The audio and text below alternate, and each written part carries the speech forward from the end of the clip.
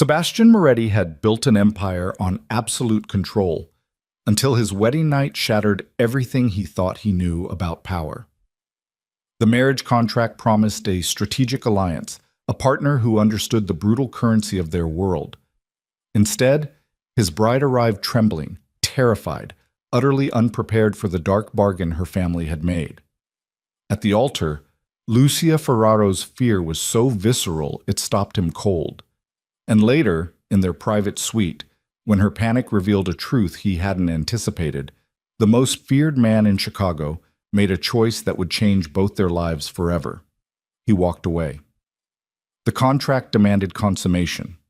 Sebastian Moretti chose mercy instead.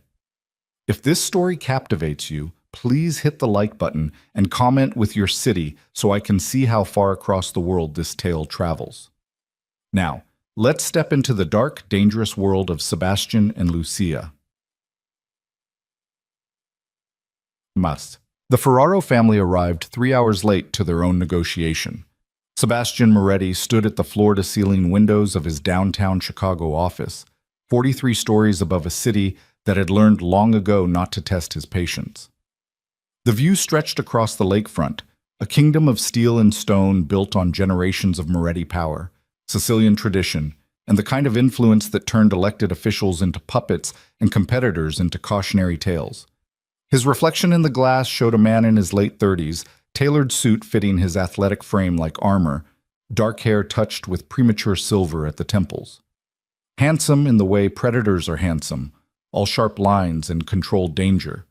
His eyes, nearly black in certain light, held the kind of cold calculation that had made him the youngest Don in the family's history. Behind him, his consigliere Marco Benedetti shifted uncomfortably in one of the leather chairs. "They're stalling," Marco said, his Boston accent clipping the words. "The Ferraros are desperate, but they're playing games. You want me to send a message?" Sebastian didn't turn from the window. "They'll come. Desperation has a timeline, and theirs just ran out." The marriage contract had been his father's idea, proposed 6 months before the old man's heart finally gave out. Vincenzo Moretti had recognized what Sebastian had been slower to see, that the traditional families were fracturing, that new players with tech money and political connections were encroaching on territory the Morettis had held for 3 generations.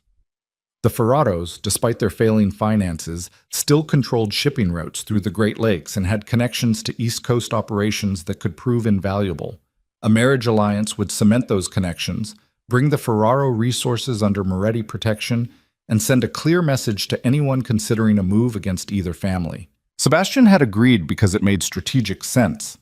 He'd expected negotiations with Antonio Ferraro, the aging patriarch, and perhaps his daughter, the one his sources said had studied international business at Georgetown, had worked in the family's import operations, understood the machinery of their world.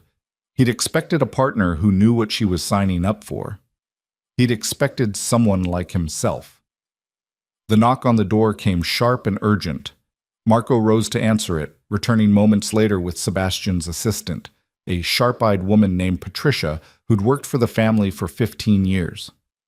"They're here," she said, her tone carrying a note Sebastian couldn't quite identify. "But sir, there's something you should—" "Send them in."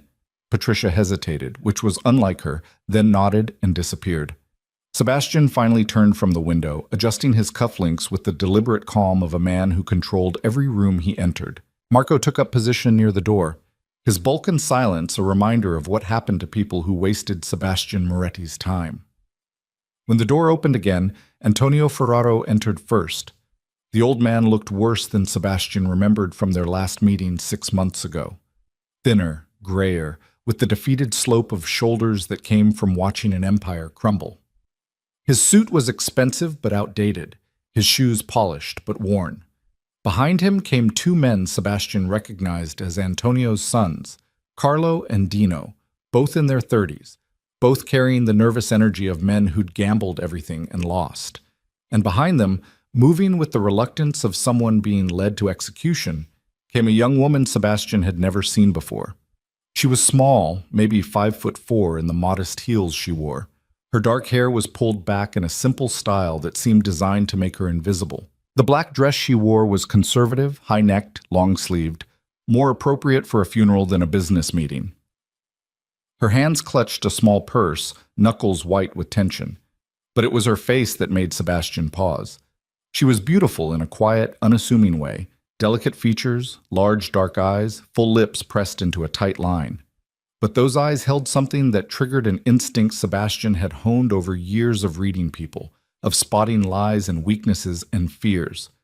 Those eyes held terror, pure, animal terror. "Mr. Moretti," Antonio began, his voice carrying false heartiness. "Thank you for your patience. Traffic was—" "Who is this?" Sebastian's question cut through the pleasantries like a blade. Antonio's smile faltered. "This is my daughter, Lucia, your bride, as per our agreement." "Your daughter's name is Isabella." Sebastian's voice dropped to the temperature of a Chicago winter. "Isabella Ferraro, 28 years old. Georgetown graduate, currently working as your operations director. I've seen her photograph."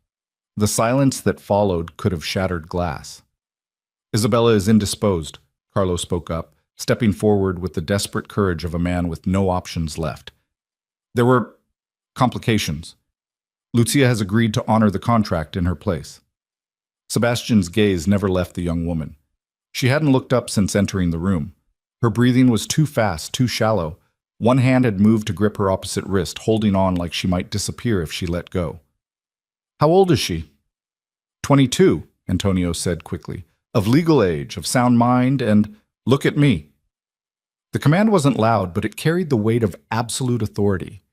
Lucia's head lifted slowly, those terrified eyes meeting Sebastian's for the first time. The impact of that gaze hit him somewhere unexpected, not in the calculating part of his brain that assessed threats and opportunities, but somewhere deeper, somewhere he'd thought was dead. She looked at him the way people looked at natural disasters, at oncology diagnoses, at the moment they realized their world was ending. "Do you understand what this contract entails?" Sebastian asked her directly, ignoring the Ferraro men entirely. Her lips parted. No sound came out. She tried again. "Yes." The word was barely a whisper. "I don't think you do." Sebastian moved closer, watching her fight the instinct to step back. "This isn't a business partnership. This is a marriage alliance. It requires proximity, obligation. Do you understand what I'm saying?" Color drained from her already pale face. She swayed slightly, and for a moment Sebastian thought she might actually faint. "She understands," Antonio interjected, desperation making him bold. "Mr. Moretti, the contract your father and I negotiated was for Isabella." Sebastian finally looked at the old man, and Antonio took an involuntary step back from what he saw there. "You're trying to substitute one daughter for another like they're interchangeable assets. Tell me why I shouldn't end this meeting and this arrangement right now." "Because you need us as much as we need you." Carlo's voice shook but held firm. "The shipping routes, the East Coast connections, the political leverage, none of that changed. The alliance is still valuable. The alliance was predicated on a specific arrangement with a specific person." "Lucia is a Ferraro," Dino added. "The contract specifies a Ferraro daughter. It's legally sound." Sebastian's laugh was cold and humorless. "You think I care about what's legally sound? I could make all of you disappear before lunch and have 20 lawyers swearing it never happened." Lucia made a small sound.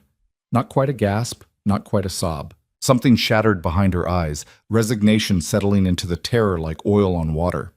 And that look, that absolute surrender to an inevitable fate, made something twist in Sebastian's chest. He'd seen that look before.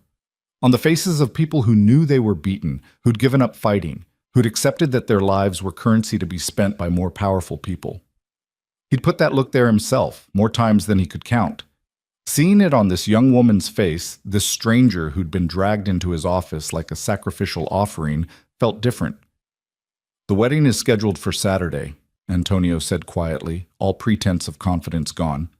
3 days from now. "Mr. Moretti, we understand this is irregular, but we are prepared to honor every aspect of the original agreement. Lucia will be a good wife. She'll do everything required of her. Everything." The emphasis on that last word made Lucia flinch. Sebastian studied her for a long moment, his mind calculating odds and angles the way it always did. The Ferraros were desperate, that much was obvious. They'd substituted daughters because Isabella had either refused or run, and they were banking on Sebastian accepting the change rather than walking away from valuable assets. They were probably right about that. The shipping routes alone were worth the inconvenience. The East Coast connections could prove crucial in the next 6 months, as he consolidated power against the Rinaldi family's encroachment. And a marriage alliance, regardless of which Ferraro daughter he took, would signal strength at a time when his enemies were watching for weakness in the wake of his father's death. It made strategic sense to proceed, but strategy didn't explain why he couldn't stop looking at Lucia's terrified face, couldn't shake the feeling that something was profoundly wrong with this arrangement. "Saturday," he finally said, his tone flat and final. "The cathedral, as planned, but there will be changes to the contract terms." Relief flooded Antonio's features. "Of course, whatever you need. I'll have my lawyers draft amendments. You'll sign them. And if there are any more surprises, any more substitutions or irregularities, the deal is off, and you'll find out exactly how vindictive I can be when people waste my time. Are we clear?" "Crystal clear," Carlo said quickly. "Thank you, Mr. Moretti. You won't regret—" "Get out!" The Ferraro men moved toward the door with the urgency of prisoners granted parole. Lucia started to follow, but Sebastian's voice stopped her. "Not you. Stay." Her brothers looked back, uncertainty crossing their faces, but one glance from Marco convinced them to keep moving. Antonio was the last to leave, giving his daughter a look that might have been apologetic or might have been warning. Then the door closed, and Sebastian was alone with his terrified bride-to-be. She stood frozen in the center of his office, that death grip on her purse, eyes fixed on the floor. In the silence, he could hear her breathing, rapid, shallow, the rhythm of panic barely contained. "Sit down." She moved to the nearest chair like an automaton, perching on the edge, spine rigid. Everything about her body language screamed flight instinct. Sebastian leaned against his desk, arms crossed, studying her with the same intensity he'd used to assess a business competitor. Up close, he could see details his initial assessment had missed. The smudge of exhaustion beneath her eyes, the bitten edge of her lower lip, the way her hands trembled despite her obvious effort to control them. "Tell me the truth," he said quietly. "Did you volunteer for this? Or did they force you?" Her eyes lifted to his, and for a moment he saw something flash there. Resentment, maybe, or anger at the question. "Does it matter?" Her voice was soft but steadier than before. "It might." "Why?" Good question. Why did it matter? The contract was the contract. Her willingness or lack thereof didn't change the strategic value of the arrangement, but he found himself answering anyway. "Because I don't like surprises. And you, Lucia Ferraro, are one hell of a surprise." Something that might have been bitter amusement touched her lips. "I'm sorry I'm not Isabella. I'm sure she would have been much more suitable." "Where is she?" "Europe, I think. Maybe Asia. She left 2 weeks ago and didn't tell anyone where she was going." Smart woman. Lucia's eyes widened slightly, as if she hadn't expected him to say that. "So when she ran," Sebastian continued, working it out, "your father decided to plug you into her place. Did he give you a choice?" "My family is $3 million in debt to people who make you look merciful," she said, the words coming faster now, like a dam breaking. "My younger brothers, twins, they're 17, would pay the price if the debts aren't settled. My father's heart isn't good. The stress would kill him. So when he asked me to do this, to save them all, what choice did I really have?" There it was, the truth beneath the terror. She wasn't a willing participant in some calculated alliance. She was a sacrifice, offered up to save her family from consequences they'd brought on themselves. Sebastian had spent his entire adult life in a world where people traded in human currency, where daughters and sons were bargaining chips, where loyalty and blood came with price tags. He'd made those calculations himself, had arranged marriages and alliances that had nothing to do with anyone's happiness and everything to do with power. But he'd always assumed the people involved understood the game they were playing. Lucia Ferraro didn't understand the game. She was the pawn, not the player. "Have you ever had a boyfriend?" The question came out before he'd fully formed it. Red flooded her cheeks. "That's none of your—" "Have you?" No. The word was sharp, defensive. I've been taking care of my brothers since our mother died 6 years ago. I've been working 2 jobs to help with expenses while my father and my older brothers gambled away everything we had left. I didn't have time for boyfriends or dating or any of the normal things people my age do. Is that what you wanted to hear? There was fire there, beneath the terror. Some part of her that hadn't been completely crushed by whatever circumstances had brought her to his office. Sebastian respected fire.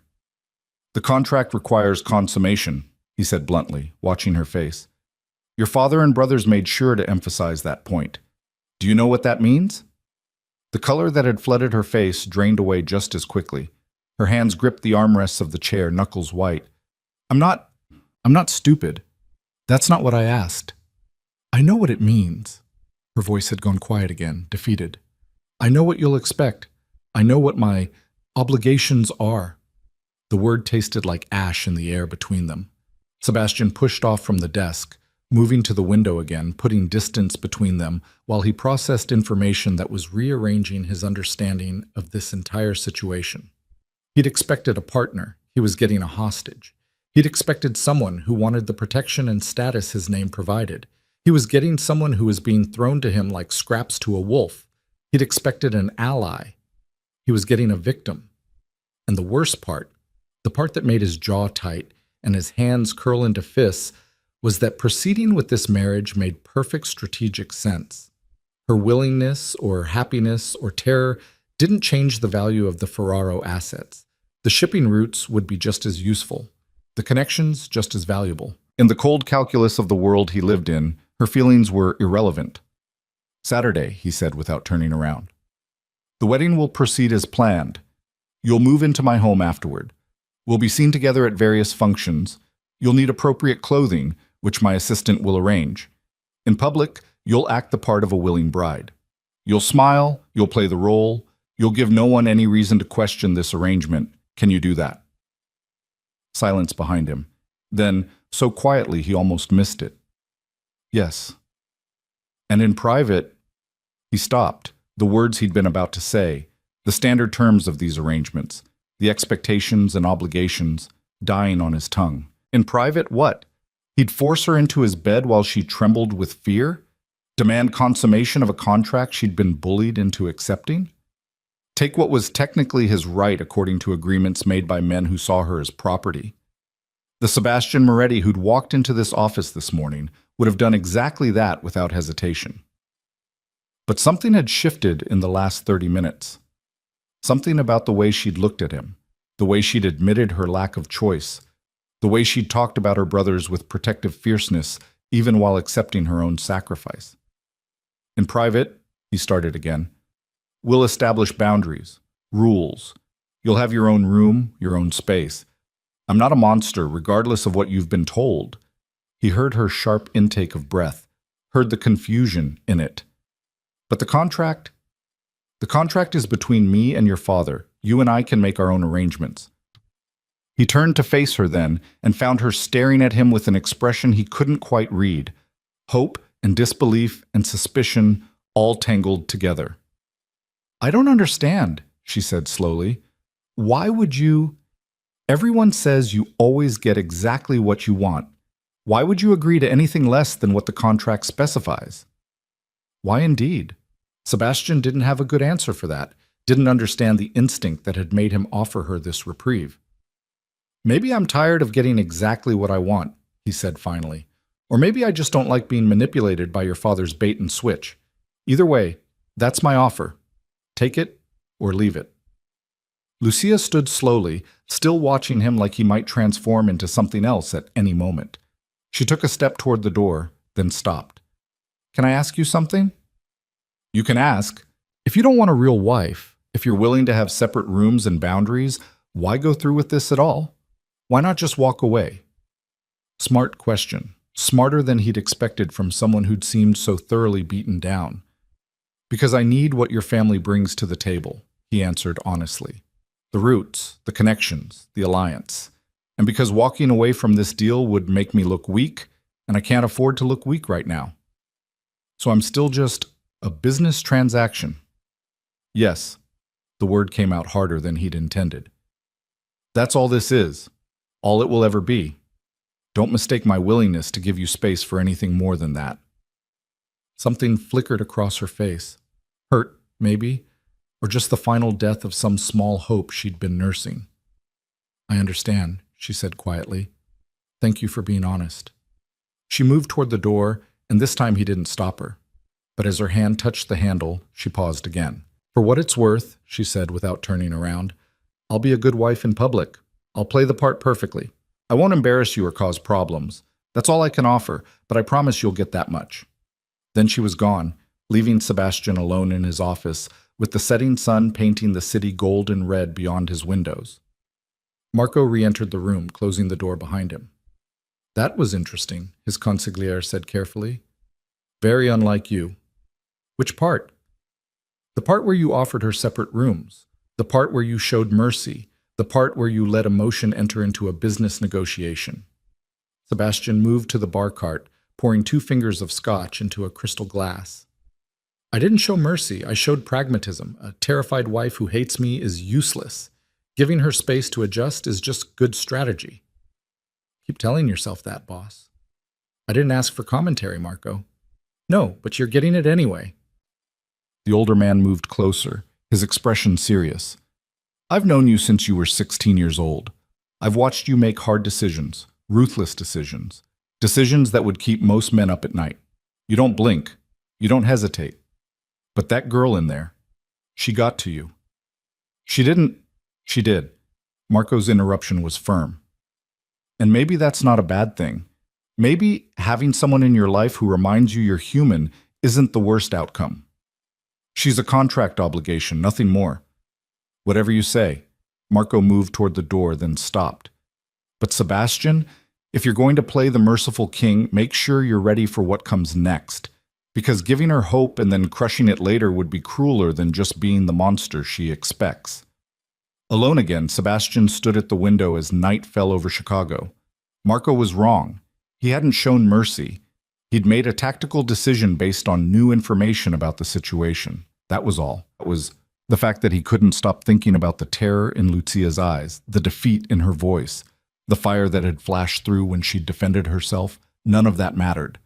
3 days until the wedding. 3 days until he bound himself to a woman who'd been given no choice in the matter, who looked at him like he was death incarnate, who'd accepted her fate with the resignation of someone who'd stopped believing in better options. He drained the scotch, feeling it burn down his throat. The contract demanded a wife. He would get one, on Saturday, in front of 500 witnesses who would never know what fear and desperation had brought Lucia Ferraro to that altar. And if some small part of him whispered that this was wrong, that her terror mattered, that he was becoming exactly the kind of man his father had been, cold, calculating, willing to sacrifice anyone for power, well, that part could shut up and accept reality. This was the world they lived in. This was who he was. And mercy, real mercy, was a luxury neither of them could afford. The next 3 days passed in a blur of preparations that felt more like planning an execution than a wedding.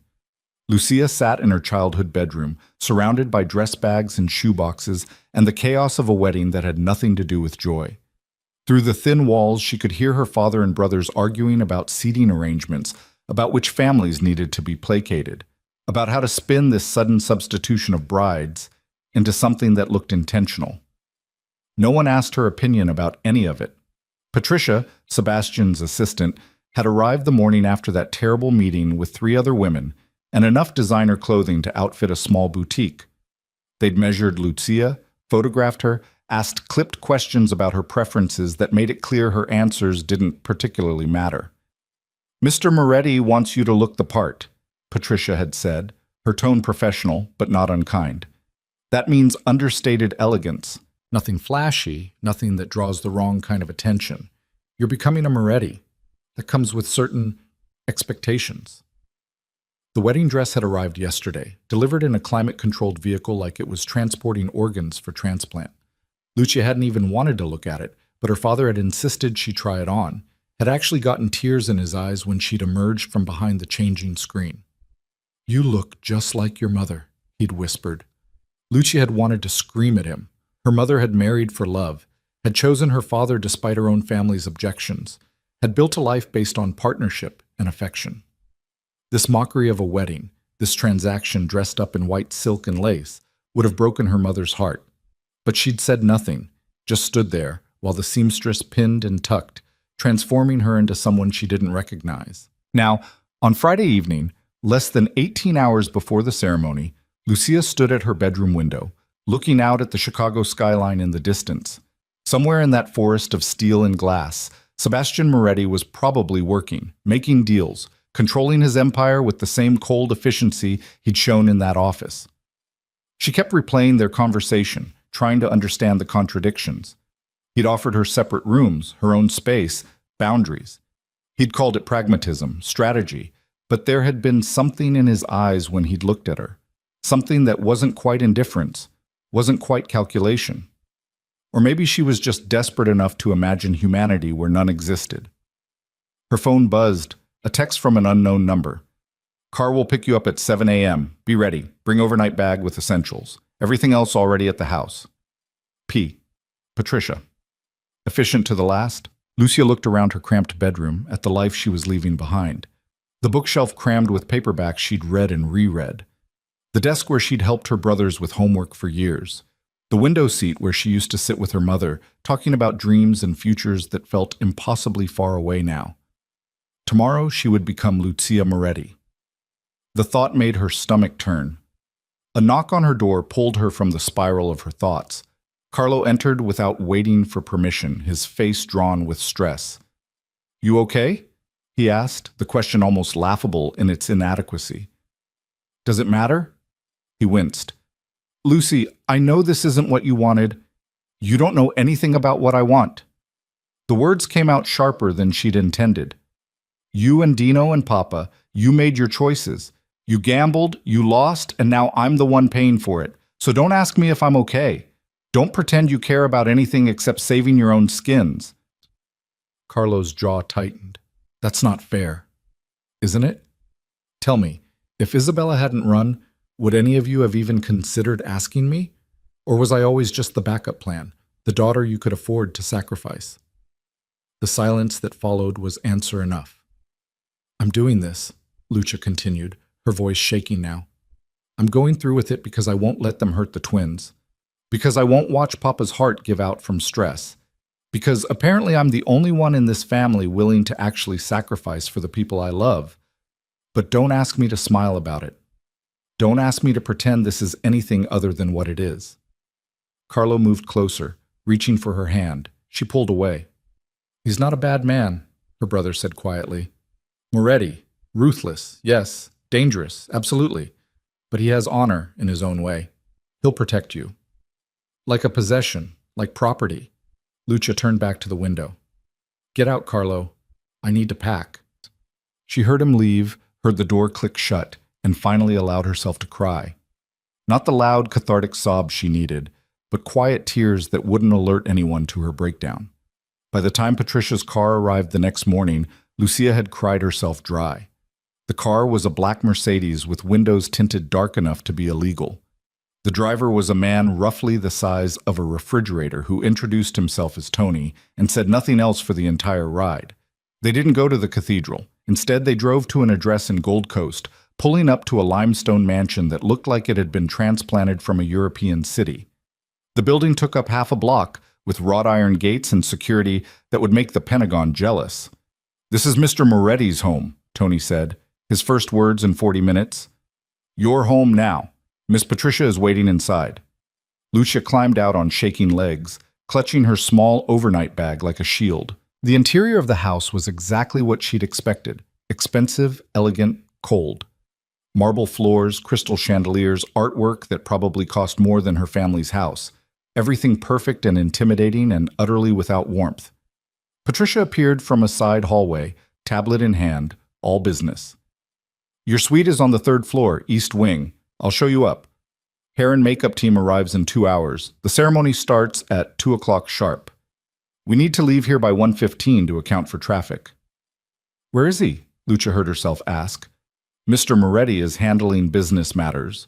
You'll see him at the cathedral." Of course. Why would the groom want to see his bride before their wedding? This wasn't that kind of marriage. Patricia led her through hallways that seemed to go on forever, up a sweeping staircase, down another corridor, finally stopping at a set of double doors. "This is yours," she said, pushing them open. The suite was bigger than Lucia's entire childhood bedroom. King-sized bed, sitting area, walk-in closet, already filled with the clothing from earlier in the week, bathroom done in marble and gold fixtures. French doors led to a private balcony overlooking an interior courtyard. It was beautiful. It was a cage.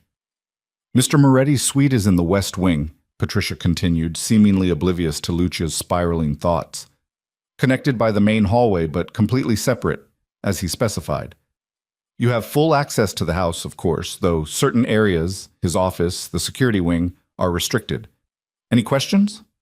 "About 1,000, but none Patricia could answer." "No," Lucia whispered. "Good. I'll send up some breakfast. Try to eat something. It's going to be a long day." Alone, Lucia walked to the French doors, stepping out onto the balcony. The courtyard below was landscaped with mathematical precision, every hedge trimmed, every flower bed symmetrical. Beautiful and controlled and completely artificial. Like this whole arrangement, she should eat, should shower, should start preparing for the performance of a lifetime. Instead, she sat on the balcony floor, back against the wall, and tried to remember what her life had felt like before it became currency in her family's desperate bargaining. The morning passed in mechanical motions. Shower, breakfast she couldn't taste, hair and makeup artists who transformed her face into something porcelain and perfect. The wedding dress, even more overwhelming than she remembered, layers of silk and lace that weighed her down like chains. Patricia appeared every 30 minutes with updates. "Guests are arriving at the cathedral. Everything on schedule. Your father and brothers are in position. They'll meet you in the vestibule. Transportation is ready. Time to go." The drive to the cathedral passed in silence. Lucia sat alone in the back of another Mercedes, watching Chicago slide past the windows, thinking about how easy it would be to just open the door at a stoplight and run. But run where? To what? Her family's debts wouldn't disappear. The dangerous men her father owed money to wouldn't suddenly become forgiving. And Sebastian Moretti, a man who controlled half of Chicago's underworld, would find her within hours.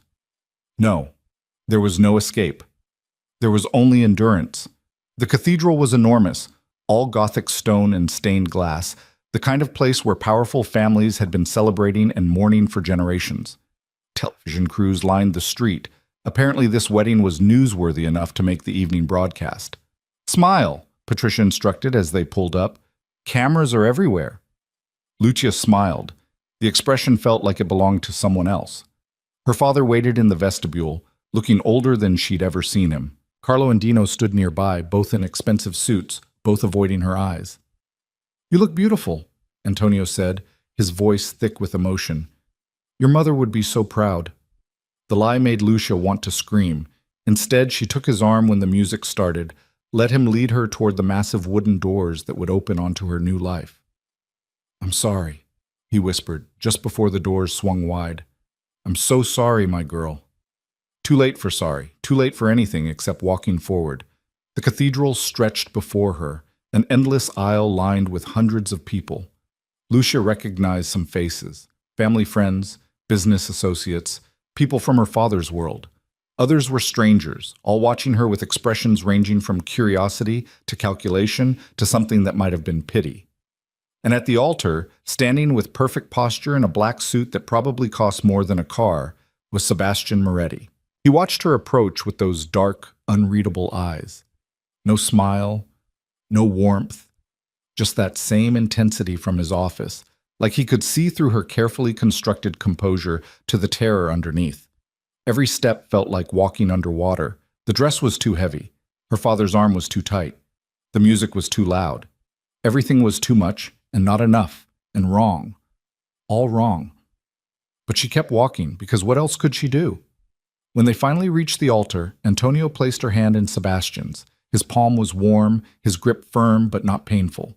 He looked at her for a long moment, something flickering behind his eyes that she couldn't interpret. Then they turned to face the officiant, and the ceremony began. Lucia heard almost none of it. The words washed over her. Love, honor, commitment, partnership. Every one of them a mockery of what this actually was. She responded when prompted, her voice steady through sheer force of will. Sebastian's responses were equally measured, equally emotionless. This could have been a business merger for all the feeling in his tone. "The rings," the officiant said. Marco stepped forward with a velvet box. Sebastian took the first ring, a platinum band set with diamonds that caught the light like ice, and reached for Lucia's hand. "With this ring," he said, the traditional words, his eyes locked on hers, "I thee wed." The metal was cold, sliding onto her finger, a brand, a claim, a chain. Then it was her turn. Her hand shook as she took the simpler platinum band, as she reached for Sebastian's hand. Up close, she could see the calluses on his palm, the faint scar across his knuckles, evidence of a life lived harder than expensive suits suggested. "With this ring, I thee wed." Her voice cracked on the last word just slightly, and she saw something flash across Sebastian's face. Concern? Regret? No. Probably just annoyance at her lack of composure. "By the power vested in me," the officiant continued, "I now pronounce you husband and wife. You may kiss the bride." Lucia's breath caught. They hadn't discussed this. In all the preparations and negotiations and practical arrangements, no one had mentioned this moment. Sebastian stepped closer, one hand coming up to cup her face with surprising gentleness. His thumb brushed her cheekbone, and she felt herself flinch despite trying not to. "Easy," he murmured, too quiet for anyone else to hear. "Just for show, nothing more." Then his lips touched hers, brief and chaste and utterly impersonal.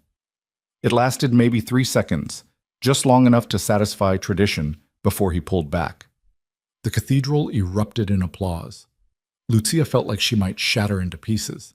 Sebastian offered his arm, the gesture purely formal, and she took it because the alternative was standing frozen at the altar. They walked back down the aisle together, past all those watching faces, cameras flashing, people smiling like this was a happy occasion. The receiving line was torture. Hundreds of people offering congratulations, assessing her, comparing her to Isabella, probably, wondering what Sebastian Moretti saw in this quiet, unremarkable girl. She smiled until her face hurt, shook hands until her fingers went numb, accepted compliments about her dress, her beauty, how lucky she was to have landed such a catch. Lucky. Right.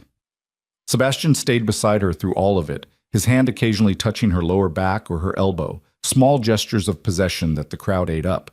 To everyone watching, they looked like a legitimate couple, a powerful alliance, a match made if not in heaven, then at least in the practical world of their shared reality. Only Lucia could feel how careful he was not to actually touch her, how his hand hovered just above her skin, how every contact was calculated for maximum appearance with minimum intimacy. The reception was held at the Four Seasons, an entire ballroom transformed into something out of a fairy tale. White roses everywhere, crystal and candlelight, an orchestra playing classical music that probably cost more per hour than Lucia used to make in a month. Their table was on a raised platform, putting them on display for everyone. Lucia picked at food she couldn't taste, sipped champagne that turned to acid in her stomach, and tried not to think about what came after this reception ended. Sebastian leaned close during the main course, his breath warm against her ear. "You're doing well," he said quietly. "Keep it up for a few more hours and you can rest." Rest. In his house? As his wife? The thought made panic claw at her throat. The speeches started after dinner. Marco stood first, offering a toast full of carefully coded language about strength and loyalty and the joining of families. Carlo spoke next, his words about Lucia so generic they could have applied to any sister, any bride. Then Sebastian's business partner, a silver-haired man named Vincent, rose with a champagne flute and a smile that didn't reach his eyes. "To Sebastian," he said, his voice carrying across the ballroom, "who always gets what he wants, and to his beautiful bride, who is lucky enough to be wanted by such a man." The crowd laughed, applauded, completely missing the predatory edge in those words. Lucia felt Sebastian's hand tighten on his own glass, saw the muscle jump in his jaw. But he smiled, raised his glass, played the part expected of him. The first dance was announced. Sebastian stood, offered his hand, led her to the center of the ballroom while the orchestra shifted into a waltz. His hand settled at her waist, hers on his shoulder, and they began to move. He was a good dancer, smooth and confident, leading her through the steps with the same controlled precision he probably brought to everything. "Breathe," he murmured after a moment. "You're shaking." "I can't help it." "Yes, you can. You've been perfect all day. Don't fall apart now." The words should have been cruel, but his tone was almost gentle. "Why are you being kind?" she whispered. "Earlier, you said this was just business. You said, 'I know what I said.'" He spun her, pulled her back. "But that doesn't mean I enjoy watching you suffer. Smile, Lucia. Give them the show they came for." So she smiled, even as tears burned behind her eyes. Other couples joined them on the floor, her father with some distant aunt, Carlo with a woman Lucia didn't recognize. The dance floor filled with movement and laughter and the illusion of celebration. "I spoke to your father this morning," Sebastian said as the music swelled. "The debts are settled. The men he owed have been paid in full. Your family is clear." Lucia's step faltered. "What? Isn't that why you agreed to this? To protect them? Consider it wedding gift." I don't understand. The contract said a lot of things. I decided to accelerate the timeline." His dark eyes met hers. "You held up your end of the bargain. I'm holding up mine." Something broke loose in Lucia's chest. Relief and confusion and an emotion she couldn't quite name. "Thank you," she managed. "Don't thank me. It was always part of the deal." But it wasn't. Not really. The original contract had outlined a payment schedule, protection that would extend over months as the alliance solidified. He could have made her family wait, could have held it over her head as leverage. Instead, he'd freed them immediately. The dance ended. Another began, this time with Lucia passed to Marco while Sebastian danced with someone's grandmother, playing the gracious host. "He's not what you expected, is he?" Marco said, his tone conversational. Lucia looked across the floor to where Sebastian moved with easy grace, charming an elderly woman who was probably some important family matriarch. "I don't know what I expected. Most people see the reputation and think that's all there is. The ruthless Don, the cold strategist, the man who doesn't blink when making hard decisions." Marco spun her gently. "They're not wrong. He is all those things, but he's also more complicated than people give him credit for." "Why are you telling me this?" "Because you're terrified of him, and I think that might change if you actually got to know him." "This isn't that kind of marriage." Marco's smile was knowing. "Give it time, kid. You might surprise yourself." The evening dragged on. More dances, more toasts, more performances of happiness that left Lucia exhausted to her bones. By the time Sebastian finally stood to make their exit, she was running on empty, held together by pure, stubborn will. The crowd cheered as they left, throwing rose petals, calling congratulations, completely oblivious to the fact that this bride was leaving on legs that shook with fear rather than anticipation. The car ride back to the house was silent. Sebastian stared out his window, Lucia out hers, the space between them on the leather seat like an ocean. When they pulled through the gates, Tony opened Lucia's door with professional efficiency. "Welcome home, Mrs. Moretti." The name hit her like a physical blow. Mrs. Moretti. That's who she was now. Not Lucia Ferraro, the girl who'd worked 2 jobs and raised her brothers and dreamed of a life beyond obligation. Lucia Moretti. A stranger wearing her face. Sebastian's hand touched her elbow, guiding her toward the house. Inside, Patricia waited with that ever-present tablet. "Congratulations," she said warmly. "Everything went perfectly. I've had your things moved to the master suite as requested, Mr. Moretti. Will you need anything else this evening?" Master suite. Not her separate room, not the space he'd promised. Lucia's head whipped toward Sebastian, panic flooding her system. He was already looking at her, his expression unreadable. "That will be all, Patricia. Thank you." The assistant disappeared, leaving them alone in the vast entryway. "You said," Lucia started, her voice breaking. "You promised separate rooms. You said—" "I know what I said." Sebastian's tone was flat, impossible to read. "Come with me." He turned toward the staircase, expecting her to follow. Lucia's feet wouldn't move. This was it, the moment she'd been dreading, All the promises, all the careful boundaries, all of it had been lies designed to get her to the altar without a scene. Now the contract would demand its price. Lucia. Sebastian had stopped halfway up the stairs, looking back at her. I'm not going to ask again. Her legs moved without conscious decision, carrying her up those steps, down the hallway, toward whatever awaited in that master suite. The doors opened onto a room even larger than the one she'd seen this morning. But Sebastian didn't stop there. He kept walking, through the bedroom to another set of doors, pushing them open to reveal a second bedroom, smaller, but still beautifully appointed, clearly designed as a private retreat.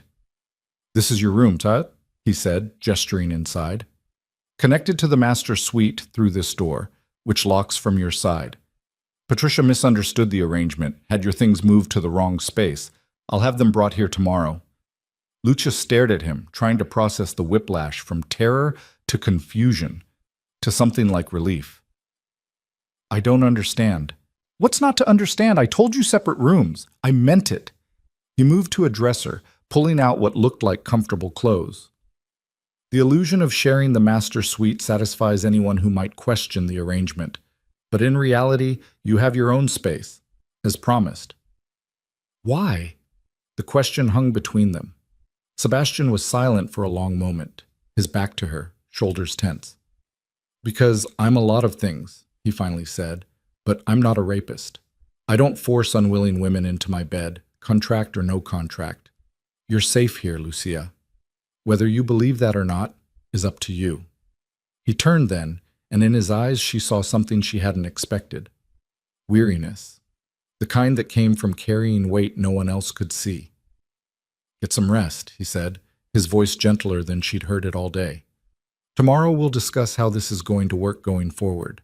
But tonight, you're safe. You have my word. Then he was gone, the door closing quietly behind him, leaving Lucia alone in her new room, her new life, with more questions than answers, and the strange, unsettling realization that Sebastian Moretti was nothing like the monster she'd expected. Lucia didn't sleep that first night. She sat on the edge of the unfamiliar bed, still wearing the wedding dress because she couldn't figure out how to get out of it alone, listening to the sounds of the house settling around her.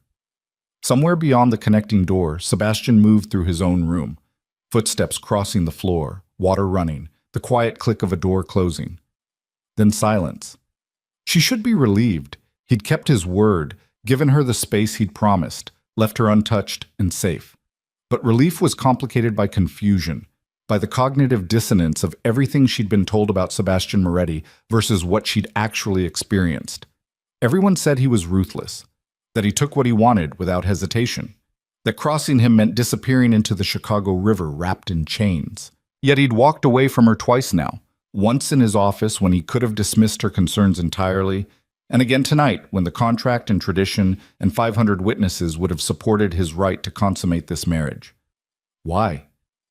The question gnawed at her through the dark hours, keeping sleep at bay even as exhaustion pulled at her bones. Dawn came slowly, gray light filtering through curtains she hadn't thought to close, revealing a room that was beautiful and foreign and utterly without comfort. A soft knock on the connecting door made her jump. Lucia? Sebastian's voice, muffled by the wood between them. Are you awake? She looked down at herself, still in the wedding dress, mascara probably smeared, hair falling from its elaborate styling, the image of a bride who'd spent her wedding night alone and miserable. Yes, she managed. I'm having breakfast brought up. You should eat something. Footsteps retreated before she could respond. 20 minutes later, another knock, this one from the hallway door. A young woman in staff uniform entered with a rolling cart laden with food. Good morning, Mrs. Moretti, she said with a warm smile. I'm Sophia. I'll be helping you with anything you need. Mr. Moretti thought you might like breakfast in your room this morning. The title still jarred. Mrs. Moretti. A name that didn't feel like hers. Thank you, Lucia said quietly. Sophia's eyes landed on the wedding dress, and something sympathetic flickered across her face. Would you like help getting out of that? Those buttons can be tricky. Lucia nodded, grateful beyond words. Sophia's hands were quick and efficient, releasing Lucia from the layers of silk and lace. Underneath, the shapewear and stockings felt like a second cage. The bathroom has everything you might need, Sophia said as she hung the dress carefully in the closet. Mr. Moretti had Patricia stock it yesterday, and your regular clothes will be moved over this afternoon once the staff realizes the room situation. She said it casually, but Lucia caught the knowing tone. The staff understood what the separate rooms meant, even if the outside world wouldn't. After Sophia left, Lucia stood under a shower hot enough to burn, scrubbing away the makeup and hairspray, and the feeling of hundreds of eyes watching her perform happiness. She found a robe hanging on the back of the door, expensive, soft, several sizes too large. Sebastian's, probably. The breakfast cart held enough food for 3 people. Lucia forced herself to eat, knowing she needed the fuel even if everything tasted like cardboard. She was picking at a croissant when the connecting door opened. Sebastian stood in the doorway, dressed casually in dark jeans and a charcoal sweater. Without the formal suits, he looked younger, less intimidating, almost approachable. Almost. "We need to talk," he said, not quite a question. Lucia pulled the robe tighter around herself, suddenly aware of how vulnerable she looked. "Okay." He moved to the sitting area near the windows, taking one of the chairs and leaving the small couch for her. The distance felt deliberate, careful. "How we proceed from here is up to you," he began, his tone measured. "In public, we maintain the appearance of a normal marriage. You accompany me to events, we're seen together, we give no one reason to question the legitimacy of this arrangement. That's non-negotiable." Lucia nodded. She'd expected as much. "In private, within these walls, things can be different. You have your own space, your own freedom within reason. I won't demand anything from you that you're not willing to give." "Within reason," Lucia repeated. "What does that mean?" "It means you're not a prisoner, but you're also not free to leave whenever you want. It means you can't contact anyone without my knowledge. Phone calls, emails, social media, all monitored. It means there are parts of my business you can never know about, questions you can't ask, boundaries you can't cross." Each restriction landed like a small death of hope. "So I'm a prisoner with a prettier cell," she said quietly. Sebastian's jaw tightened. "You're my wife. That comes with protections as well as limitations. There are people who would love to hurt me through you. Keeping you safe means controlling your exposure." "Controlling me, you mean?" "If that's how you want to see it." He leaned forward, elbows on his knees, that intense gaze pinning her in place. "Lucia, I'm trying to give you what autonomy I can within the reality of this situation, but I need you to understand. This world we live in, it's not safe. It's not kind. And naivete will get you killed faster than anything else." "I'm not naive," she shot back, finding some spark of defiance. "I know exactly what you are, what this is. You bought me to secure business assets. My father sold me to clear his debts. There's nothing naive about recognizing I'm a transaction." Something flickered in his eyes, anger maybe, or frustration. "You're not a transaction. You're a complication I'm trying to manage as fairly as possible." "How generous." "It is, actually." His voice dropped, taking on an edge that reminded her exactly who she was talking to. "You have no idea how much worse this could be. I could demand consummation, keep you locked in this room, treat you like the property your family tried to sell you as. Instead, I'm offering you respect, space, and time to adjust. If you can't appreciate that..." "Appreciate?" Lucia stood, the robe falling open slightly before she clutched it closed. "You want me to appreciate being trapped in a marriage I didn't choose, with a man I don't know, in a life I never wanted? You want gratitude for not raping me on our wedding night? That's not generosity, Sebastian. That's the bare minimum of human decency." The silence that followed crackled with tension. Sebastian stood slowly, and Lucia's bravado wavered as he crossed the distance between them. He stopped close enough that she had to tilt her head back to maintain eye contact, close enough that she could see the gold flecks in his dark eyes, the precise line of the scar through his left eyebrow. "You're right," he said quietly, and the admission shocked her into silence. "You're absolutely right. You shouldn't have to be grateful for basic decency. You should have had a choice in all of this. But we are where we are, and the question is whether we make this bearable or unbearable for each other." His hand lifted and Lucia flinched despite herself. He froze. Something that might have been hurt crossing his face, before his expression smoothed back to neutral. "I'm not going to hit you," he said, lowering his hand.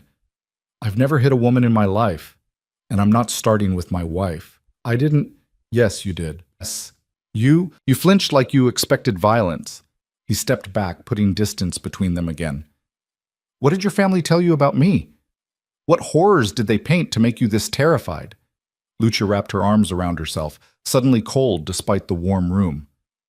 "They said you were ruthless, that you killed people who crossed you, that you controlled half of Chicago's underworld through fear and violence, that you always got what you wanted, no matter who got hurt in the process. And you believed them. Didn't I have reason to?" Sebastian moved back to his chair, running a hand through his hair in a gesture that seemed uncharacteristically uncertain. "Everything they told you is true. I am ruthless.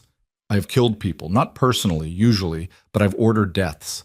I do control significant operations through fear when necessary, and I do generally get what I want."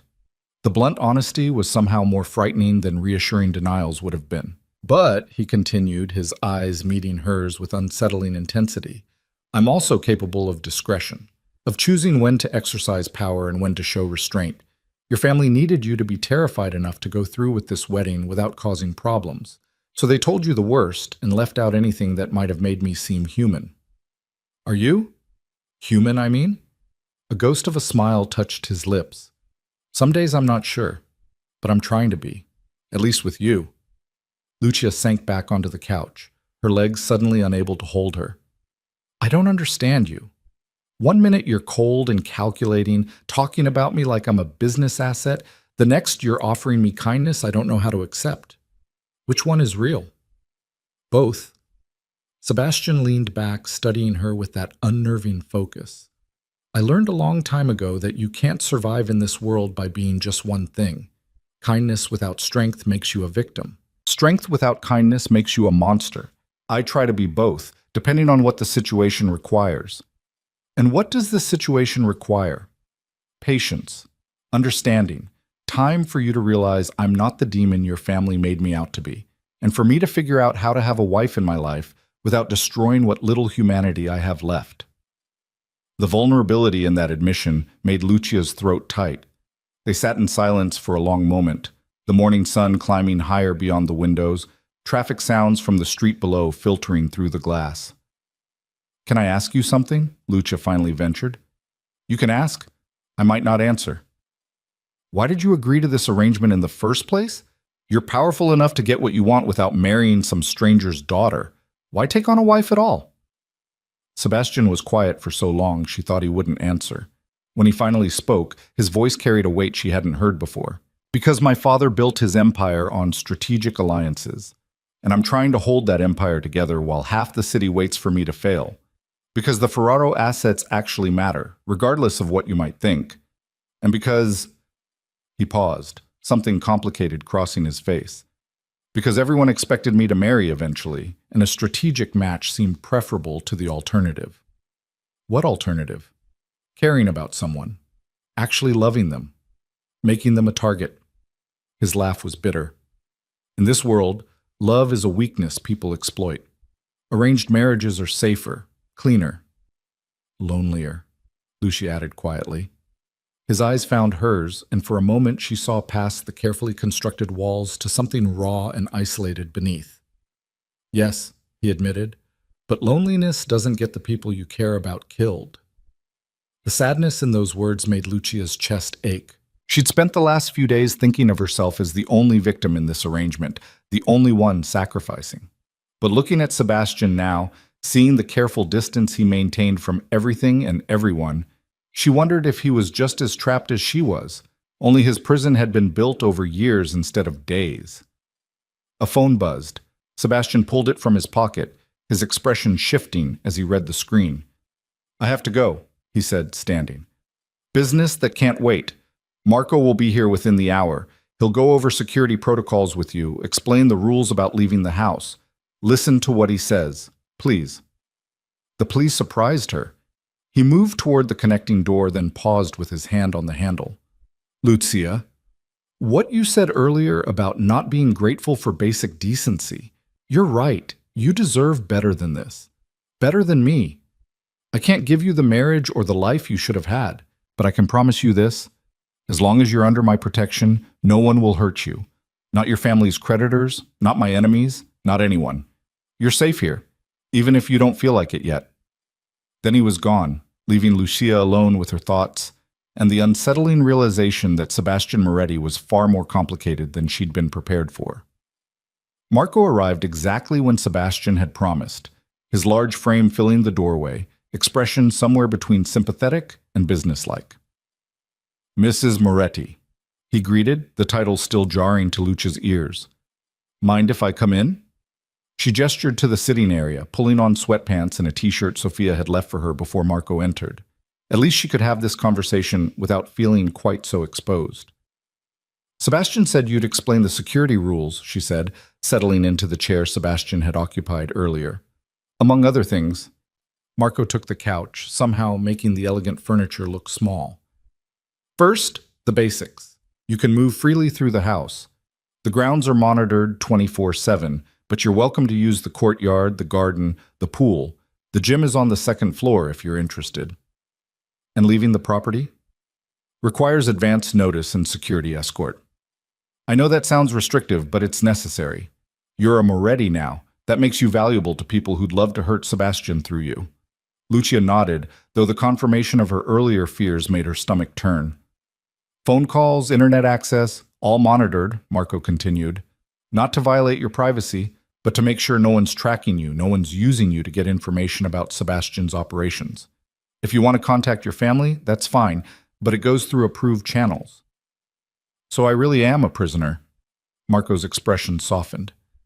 I know it feels like that, but give it time. Once Sebastian's enemies realize you're not a vulnerability they can exploit, some of these restrictions will ease. He's not trying to control you for control's sake. He's trying to keep you alive. Everyone keeps saying that. How dangerous is this world really? What exactly am I being protected from? Marco studied her for a long moment, as if weighing how much truth she could handle. There are 3 families in Chicago who'd love to see Sebastian dead, he finally said. The Rinaldis, the Castellanos, and the Volkovs. They've been circling since his father died, looking for weakness. A new wife, especially one who doesn't know the rules, doesn't understand the dangers, that's exploitable. They'd use you to get to him without hesitation. Use me how? Kidnapping, torture, sending pieces of you back to Sebastian to make a point. Marco's bluntness was clearly intentional. I'm not trying to scare you, but you need to understand the stakes. This isn't abstract danger. It's real, and it's ugly, and Sebastian's right to be paranoid about your safety. Lucia felt sick. Has someone been hurt that way before?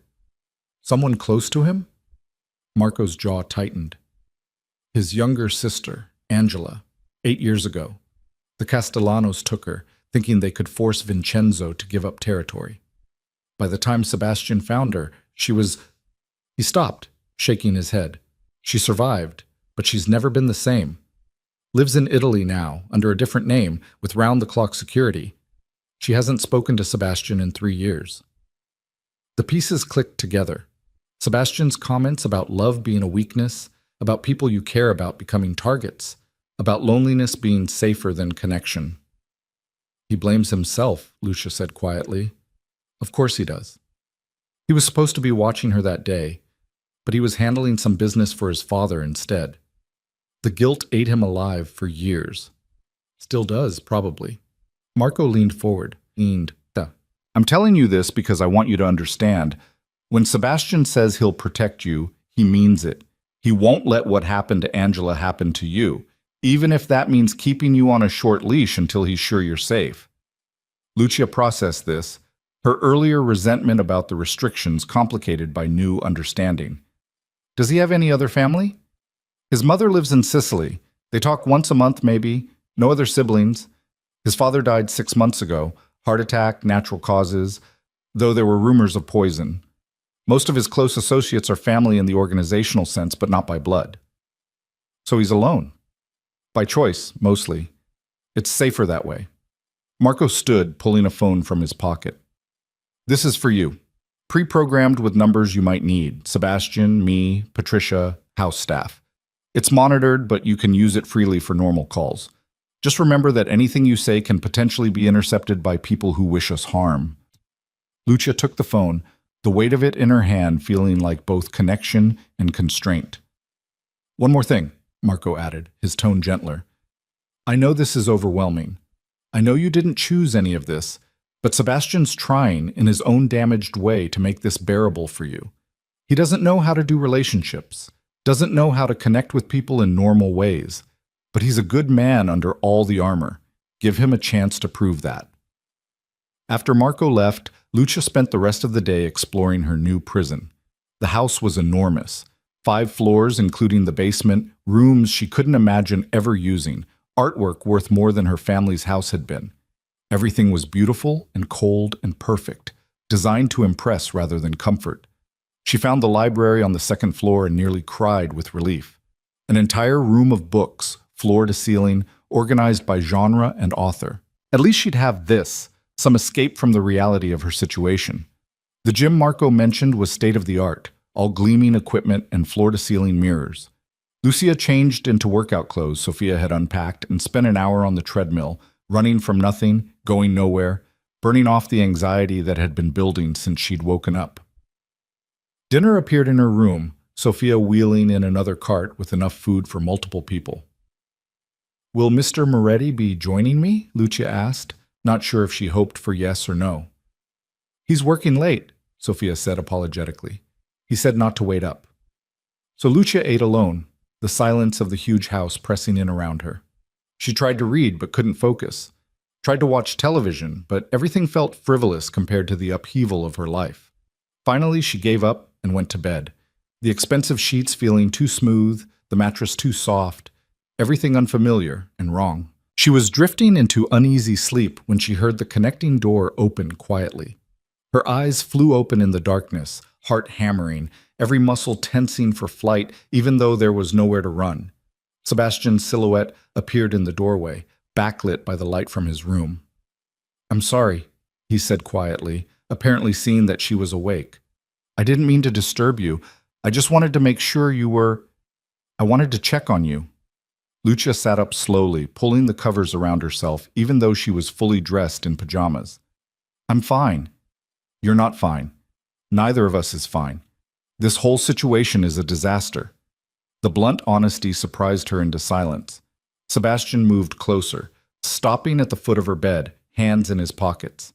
In the dim light filtering from his room, he looked exhausted, the careful control he usually maintained frayed at the edges. I spent the day in meetings, he continued, his voice carrying a weariness that made him sound older, convincing my associates that this marriage strengthens our position, assuring them that your family's assets are secure, playing the confident leader who has everything under control.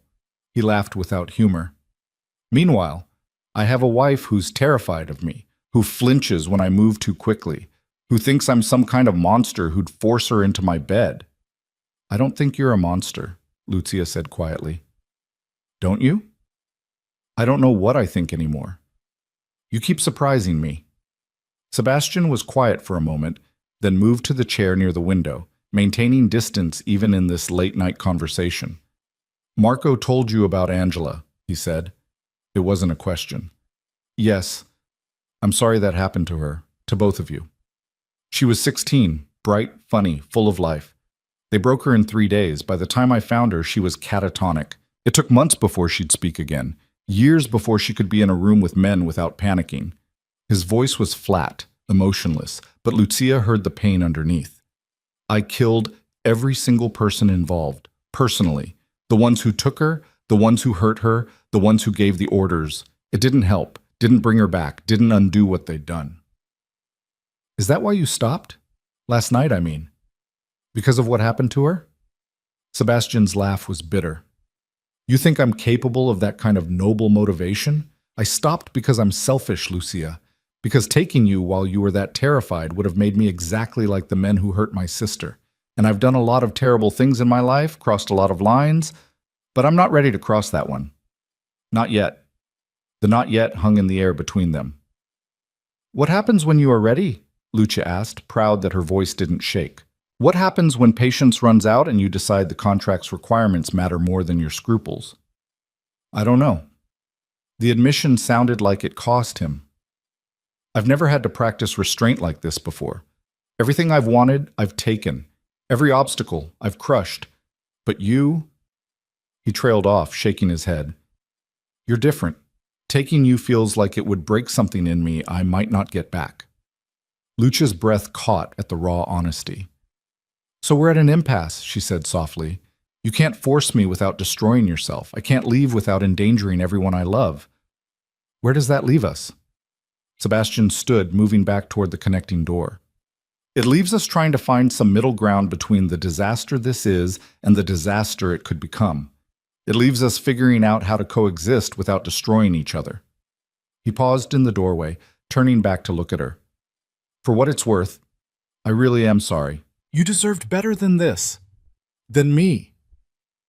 Then he was gone, the door closing softly, leaving Lucia alone in the darkness with her racing thoughts and the disturbing realization that she was starting to see Sebastian Moretti as a person rather than a captor.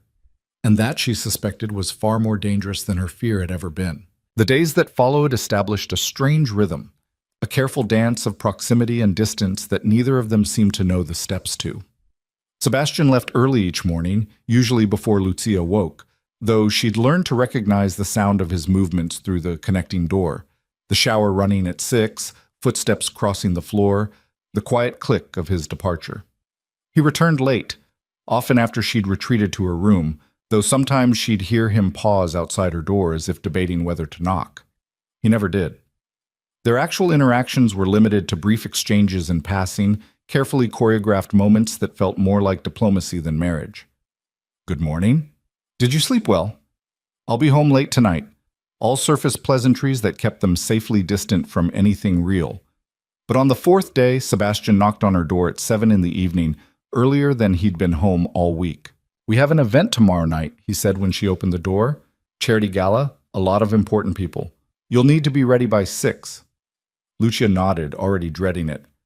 What should I wear? Patricia's sending options tomorrow. Pick whichever one you're most comfortable in. He started to turn away, then stopped. Have you eaten dinner? The question surprised her. Not yet. Sophia was going to bring something up. Eat with me instead. Downstairs. Unless you'd prefer to be alone. The invitation hung between them, tentative in a way that didn't match his usual commanding presence. Okay, Lucia heard herself say. Give me 10 minutes to change. She found him in the formal dining room, a space they hadn't used before. The table could easily seat 20, but place settings had been arranged at one end, across from each other rather than at opposite ends. Close enough for conversation, but not uncomfortably intimate. Sebastian had changed too, trading his work suit for dark slacks and a simple button-down, sleeves rolled to his elbows. It was the most casual she'd seen him, and somehow that made him seem more human, less like the untouchable Don and more like just a man having dinner. Thank you for joining me, he said as she sat down. I've been eating alone all week and realized that's probably ridiculous given that I have a wife living in the same house. A wife you're contractually obligated to have, Lucia couldn't help pointing out. True. But we're both here. We both have to eat, and I thought... He trailed off, looking almost uncertain. I thought maybe we could try to be less miserable about the whole situation. Staff appeared with wine in the first course, moving with practiced efficiency before disappearing again. The food was exquisite, some kind of seafood appetizer that probably had a French name Lucia didn't know. Marco said you've been exploring the house, Sebastian ventured after a moment of silence. Found anything interesting? The library, Lucia said, relaxing slightly. Books were safe territory. It's incredible. I've never seen a private collection like that. My mother's doing. She's a literature professor in Sicily, made sure I grew up surrounded by books. Most of them I've never read, but she insists I keep adding to it. You talked to her about your library, but not about your life? The words came out sharper than Lucia intended, but Sebastian didn't seem offended. My mother knows what I am, what I do. She chose to remove herself from it years ago. We maintain contact, but we both understand the boundaries. He took a sip of wine. She was furious when she found out about the marriage. Said I was becoming just like my father, treating people like chess pieces. What did you say? That she was right, and I was sorry, and I'd try to do better. His eyes met hers. I'm not sure I'm succeeding at that last part. Lucia considered him across the table. This complicated man who could order deaths without blinking but felt guilty about disappointing his mother, who'd built walls around himself so thick she wasn't sure anyone could breach them. You gave me separate rooms when you didn't have to, she said quietly. You paid my family's debts immediately instead of holding them over me. You're trying to make this bearable, even though the contract doesn't require that. Those things count for something. Do they?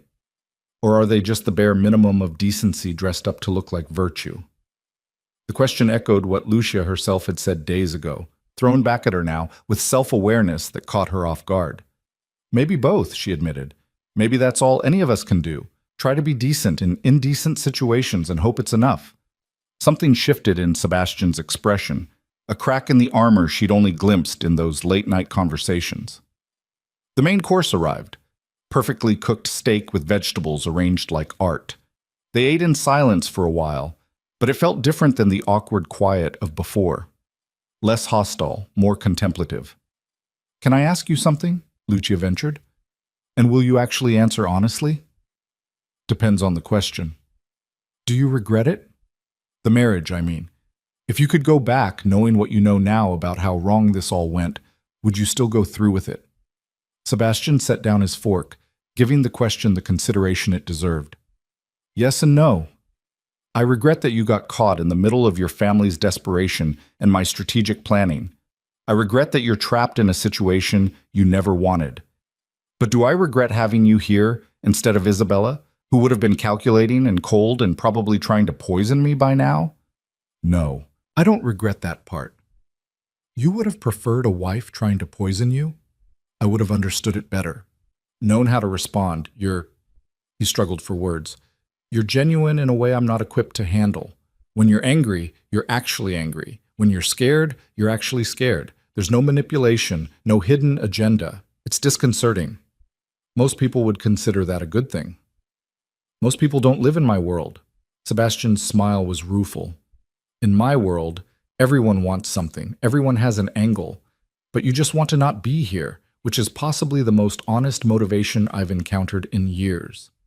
Lucia laughed despite herself, surprised by the sound. So my complete unwillingness to participate in this arrangement is somehow refreshing to you? Perversely, yes. They finished dinner with easier conversation, Sebastian asking about her life before, Lucia carefully sharing stories about her brothers, her mother, the normalcy that felt like a lifetime ago. He told her about growing up in this house, about his father's expectations, about learning the family business alongside learning algebra and literature. I was 16 when I made my first collection run, he said over coffee. Dad thought I needed to understand the reality of what we did, not just the theory. Took me to some guy's apartment, made me watch while he explained what happened to people who didn't pay their debts on time. That's horrible. That was my childhood. Sebastian's tone was matter-of-fact. By the time I was 20, I could negotiate territorial agreements, manage protection rackets, and identify police informants. Normal kids were graduating college. I was running enforcement operations. Did you ever want something different? The question seemed to surprise him. When I was younger, maybe. I thought about law school once. Figured I could use what I knew about criminal operations to prosecute people like my father. He laughed bitterly. That lasted until I realized I was already in too deep. You don't just walk away from this life. Angela did. Angela barely survived, and she lost everything in the process, her family, her home, her ability to trust anyone. That's not walking away. That's running wounded. His hands tightened around his coffee cup. I won't let that happen to you. Whatever else this marriage is or isn't, you're under my protection. No one touches you. No one hurts you. The intensity in his voice made Lucia's breath catch. Why does that matter so much to you? I mean, beyond the guilt about your sister. Why do you care if I get hurt? Sebastian was quiet for a long moment, his expression troubled. I don't know, he finally admitted. I shouldn't care. You're right that this was a transaction, that I acquired you like any other asset. But somewhere between your terror in my office and your defiance in these last few days, you stopped being an asset and started being a person I feel responsible for. And I hate that feeling because caring about people is dangerous in my world. But I can't seem to stop myself where you're concerned. The confession hung in the air between them, raw and unexpected. Lucia's phone buzzed before she could respond, the one Marco had given her. She glanced at the screen and felt her chest tighten. "It's my brother," she said quietly. "Carlo, can I—" "Of course, I'll give you privacy." Sebastian started to stand, but Lucia shook her head. "You'll just monitor the call anyway, right? Might as well stay." Something that looked like hurt flashed across his face, but he settled back into his chair without comment. Lucia answered, putting it on speaker. "Carlo?" "Lucy, finally. I've been trying to reach you for days." "I've been adjusting. What's wrong?" "Nothing's wrong. That's why I'm calling. Dad's creditors. They're all paid off. Every single one. The twins are safe, Dad's not looking over his shoulder every 5 minutes, and we can actually breathe again." Carlo's voice cracked with emotion. "I know you paid a terrible price for that. I know what you sacrificed. But I need you to know it wasn't for nothing. You saved us, Lucy. You really did." Lucia felt tears burn her eyes. Across the table, Sebastian was studying his coffee cup like it held the secrets of the universe. "I'm glad you're safe," she managed. "That's all I wanted. How are you? Is Moretti treating you okay?" Lucia looked at Sebastian, at the careful distance he maintained even now, at the walls he'd built so high she wasn't sure anyone could scale them. "He's not what I expected," she said slowly. "It's complicated. If he hurts you, he won't." The certainty in her voice surprised her. "He's a lot of things, Carlo, but he's not cruel. Not to me, anyway." She saw Sebastian's head lift slightly, though he still didn't look at her. They talked for a few more minutes, Carlo updating her on the twins, on their father's improving health, on the normalcy returning to their lives. Normal. What a concept. When she hung up, the silence felt heavier than before. "Thank you," Lucia said quietly, "for paying the debt so quickly, for giving them their lives back. It was part of the agreement. It was more than that, and we both know it. You could have dragged it out, used it as leverage, but you didn't." Sebastian finally looked at her, his expression unreadable. "Your family's suffering doesn't serve my purposes. Their gratitude might. Besides, you're miserable enough without worrying about whether your brothers are safe." Ever the pragmatist. "It's kept me alive this long."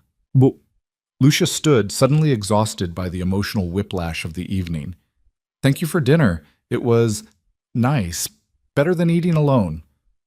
"We could make it a regular thing," Sebastian offered, the suggestion almost tentative.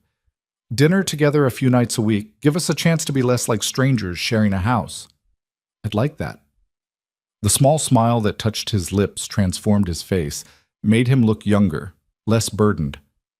"Good night, Lucia." "Good night, Sebastian." She was halfway to the door when his voice stopped her.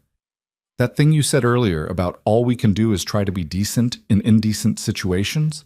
You're better at that than you think. Better than most people I know." Lucia looked back at him, this complicated man who kept surprising her with flashes of unexpected humanity. "So are you," she said softly. "You just don't let yourself believe it." The gala the next night was every bit as overwhelming as Lucia had feared. Patricia had sent up 3 dress options, all elegant and expensive and completely unlike anything Lucia had ever worn. She chose a midnight blue gown with a modest neckline and an open back, a compromise between the conservative style she preferred and the statement piece a Moretti wife was apparently expected to make. Sophia helped with hair and makeup, transforming Lucia into someone who looked like she belonged in Sebastian's world. When she finally looked at herself in the mirror, she barely recognized the sophisticated woman staring back. Sebastian knocked at 7 precisely, and when she opened the door, his expression froze for just a moment. Surprise, maybe. Or appreciation. Something that made warmth spread through her chest despite her best efforts to remain detached. "You look beautiful," he said simply. "You clean up pretty well yourself." He did. The tuxedo fit him perfectly, emphasizing his athletic build, the dark fabric making his eyes look even more intense than usual. He offered his arm, the gesture formal but not cold. Ready to play the happy couple for a few hours? As ready as I'll ever be. The venue was the Art Institute, the grand entrance lit up like a movie premiere. Photographers lined the steps. Apparently the city's elite being charitable was newsworthy, and Lucia felt her anxiety spike as cameras started flashing the moment their car pulled up. Sebastian's hand found the small of her back, warm through the open back of her dress. "Smile," he murmured near her ear. "Let them see how perfect we are together." So Lucia smiled, leaning into him slightly, playing the role of the devoted wife while flashbulbs exploded around them. Sebastian guided her up the steps with practiced ease, stopping to acknowledge people whose names Lucia didn't catch, introducing her as my wife with something that almost sounded like pride in his voice. Inside, the museum had been transformed into a glittering wonderland. Ice sculptures, champagne fountains, an orchestra playing classical music that echoed off the marble floors. The crowd was exactly what she'd expected: wealthy, powerful people in expensive clothes, all carefully assessing each other for weakness or opportunity. "Stay close to me," Sebastian said quietly as they entered the main gallery. "Don't accept drinks from anyone. Don't wander off alone. And if someone makes you uncomfortable, you come find me immediately. Understood?" The instructions reminded Lucia that this wasn't just a party. It was enemy territory where she was a visible target. The next hour was a blur of introductions. Business associates who looked at Lucia like she was a curiosity. Society wives who smiled with their mouths but not their eyes. Older men who held her hand too long and made comments about Sebastian's good fortune that made her skin crawl.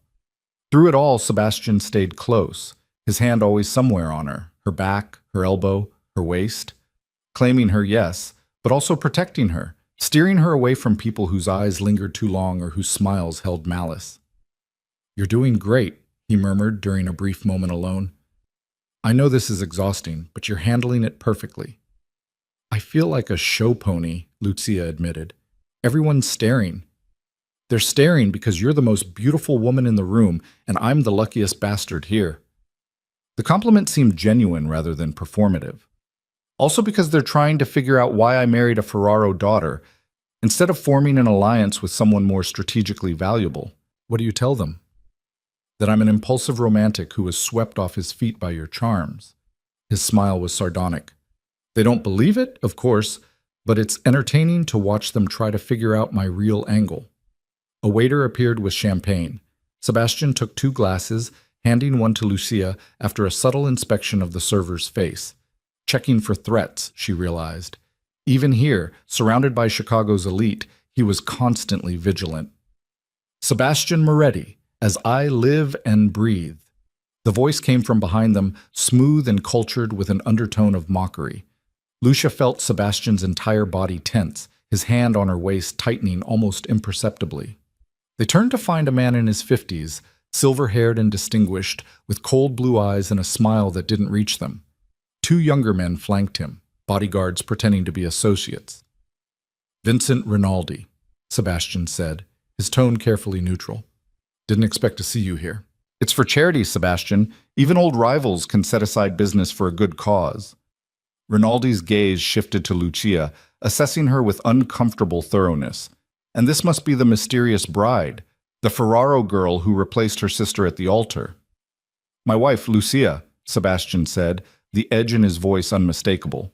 "Lucia, Vincent Rinaldi, an old family friend." The irony in family friend was heavy enough to cut. "Charming," Rinaldi said, though nothing about his tone suggested he found her charming at all. "Tell me, my dear, how are you finding married life? Is Sebastian treating you well?" The question was loaded with implications Lucia didn't fully understand, but she felt Sebastian's warning tension. "Very well," she said, keeping her voice steady. "I'm lucky to have him." "Lucky. Yes, I suppose that's one word for it." Rinaldi's smile sharpened. "Though I wonder if your sister would agree, given her sudden decision to flee the country rather than honor the original arrangement." "My sister made her choice. I made mine." Lucia lifted her chin, channeling every ounce of courage she could find. "And I'm happy with it." Something flickered in Rinaldi's eyes, surprise maybe at her defiance. "How refreshing. A Ferraro with spine. He turned back to Sebastian. You chose well, it seems, though I do hope you're taking proper precautions. These are dangerous times, and beautiful wives make such tempting targets. The threat was barely veiled. Sebastian's arm slid fully around Lucia's waist, pulling her against his side. Anyone who touches what's mine answers to me personally, he said, his voice dropping to a register that made the air feel colder. I thought I'd made that clear after the Castellano situation. Oh, perfectly clear. Just a friendly reminder that accidents happen. Tragic, unavoidable accidents. Rinaldi's smile never wavered. Enjoy the evening, you two. Marriage is such a precious thing. One should treasure every moment. He drifted away, his bodyguards following, leaving a wake of tension behind him. What was that about? Lucia asked quietly. What Castellano situation? Sebastian's jaw was tight enough to crack teeth. 3 months ago, someone associated with the Castellano family made a move on one of my operations. I responded by dismantling their entire drug distribution network and putting their second-in-command in the hospital for 6 weeks. It was a message. And he just threatened me. Us. Yes. Sebastian's hand moved to her back, guiding her toward a quieter corner. This is what I meant about you being a target. Rinaldi sees you as my weakness. He'll probe, looking for opportunities to exploit. Fear spiked through Lucia, cold and sharp. Maybe I shouldn't have come. Maybe being seen in public with you is, hey. Sebastian turned her to face him, his hands on her shoulders. Look at me. You're safe. I won't let anything happen to you. But I need you to be smart, to follow the security protocols, to trust me when I say you're in danger. Lucia nodded, though her hands were shaking.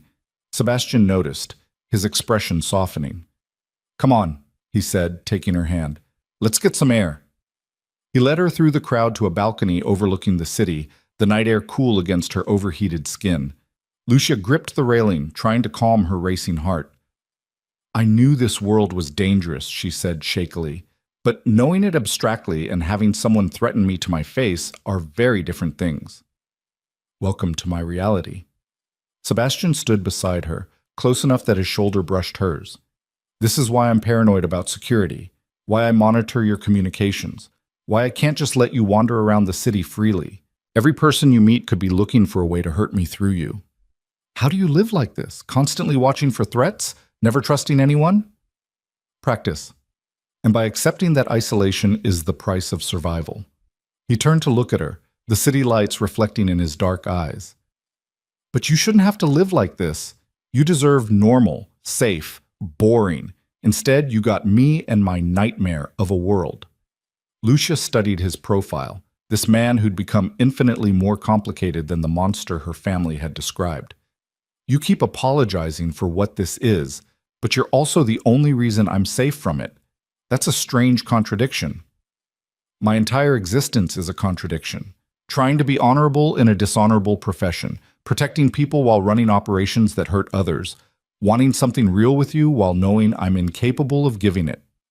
The last part made Lucia's breath catch. What do you mean, wanting something real? Sebastian was quiet for a long moment, his hands gripping the railing. I mean that somewhere in the last week, you stopped being my contractual obligation and started being someone I actually want to know, someone whose smile makes my chest feel strange, someone whose fear hurts more than it should. He laughed bitterly. I'm not supposed to feel this way. It's not strategic. It's not smart.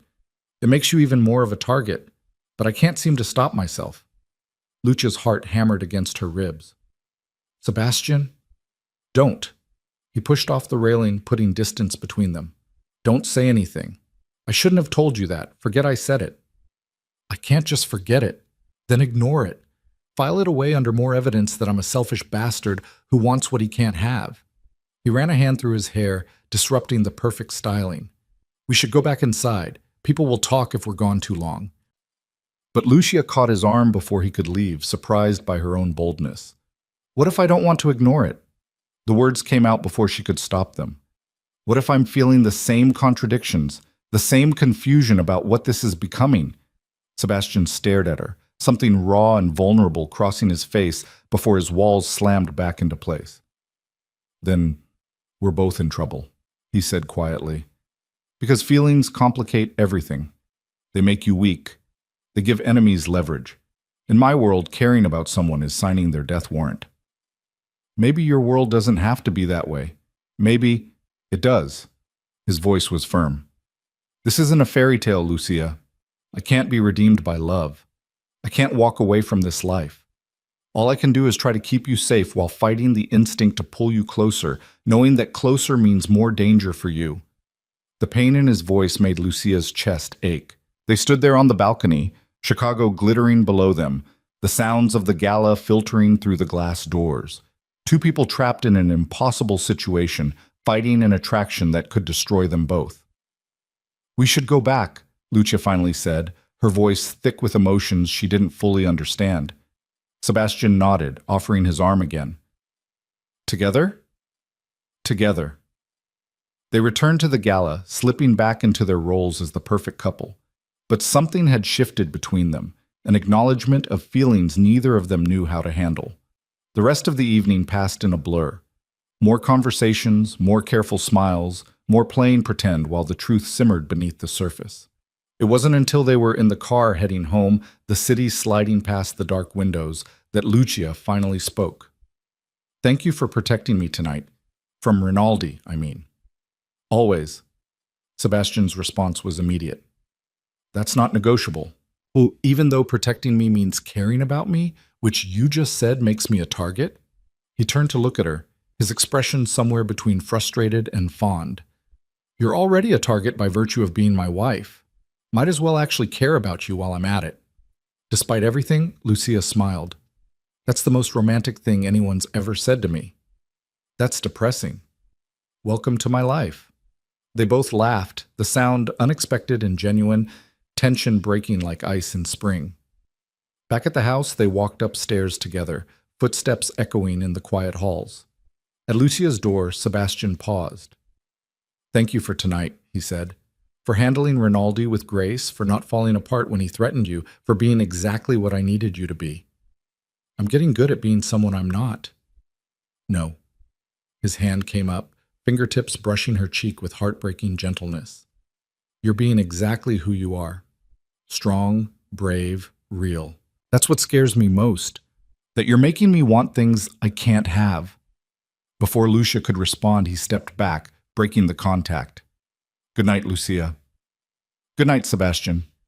She watched him walk away toward his own room, putting physical distance between them even as the emotional distance shrank with every passing day.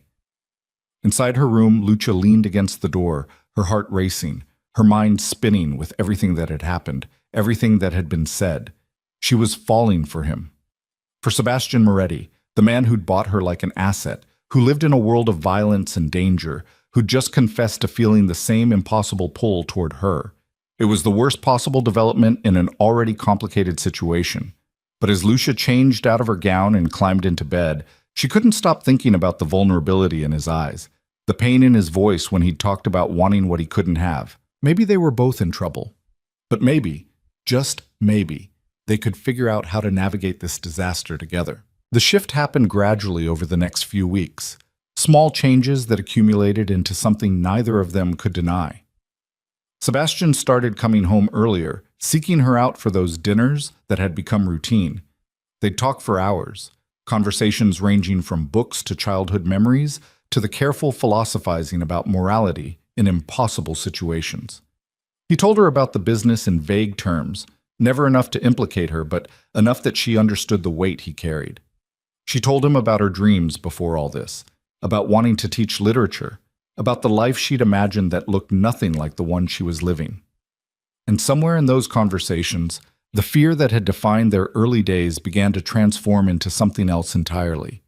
Lucia found herself listening for his footsteps, feeling disappointment when he had to work late, anticipating their evenings together with something that felt dangerously close to eagerness. She caught herself studying him when he wasn't looking, the way his brow furrowed when he was thinking, the rare, genuine smile that transformed his entire face, the careful way he moved around her like she was something precious that might break.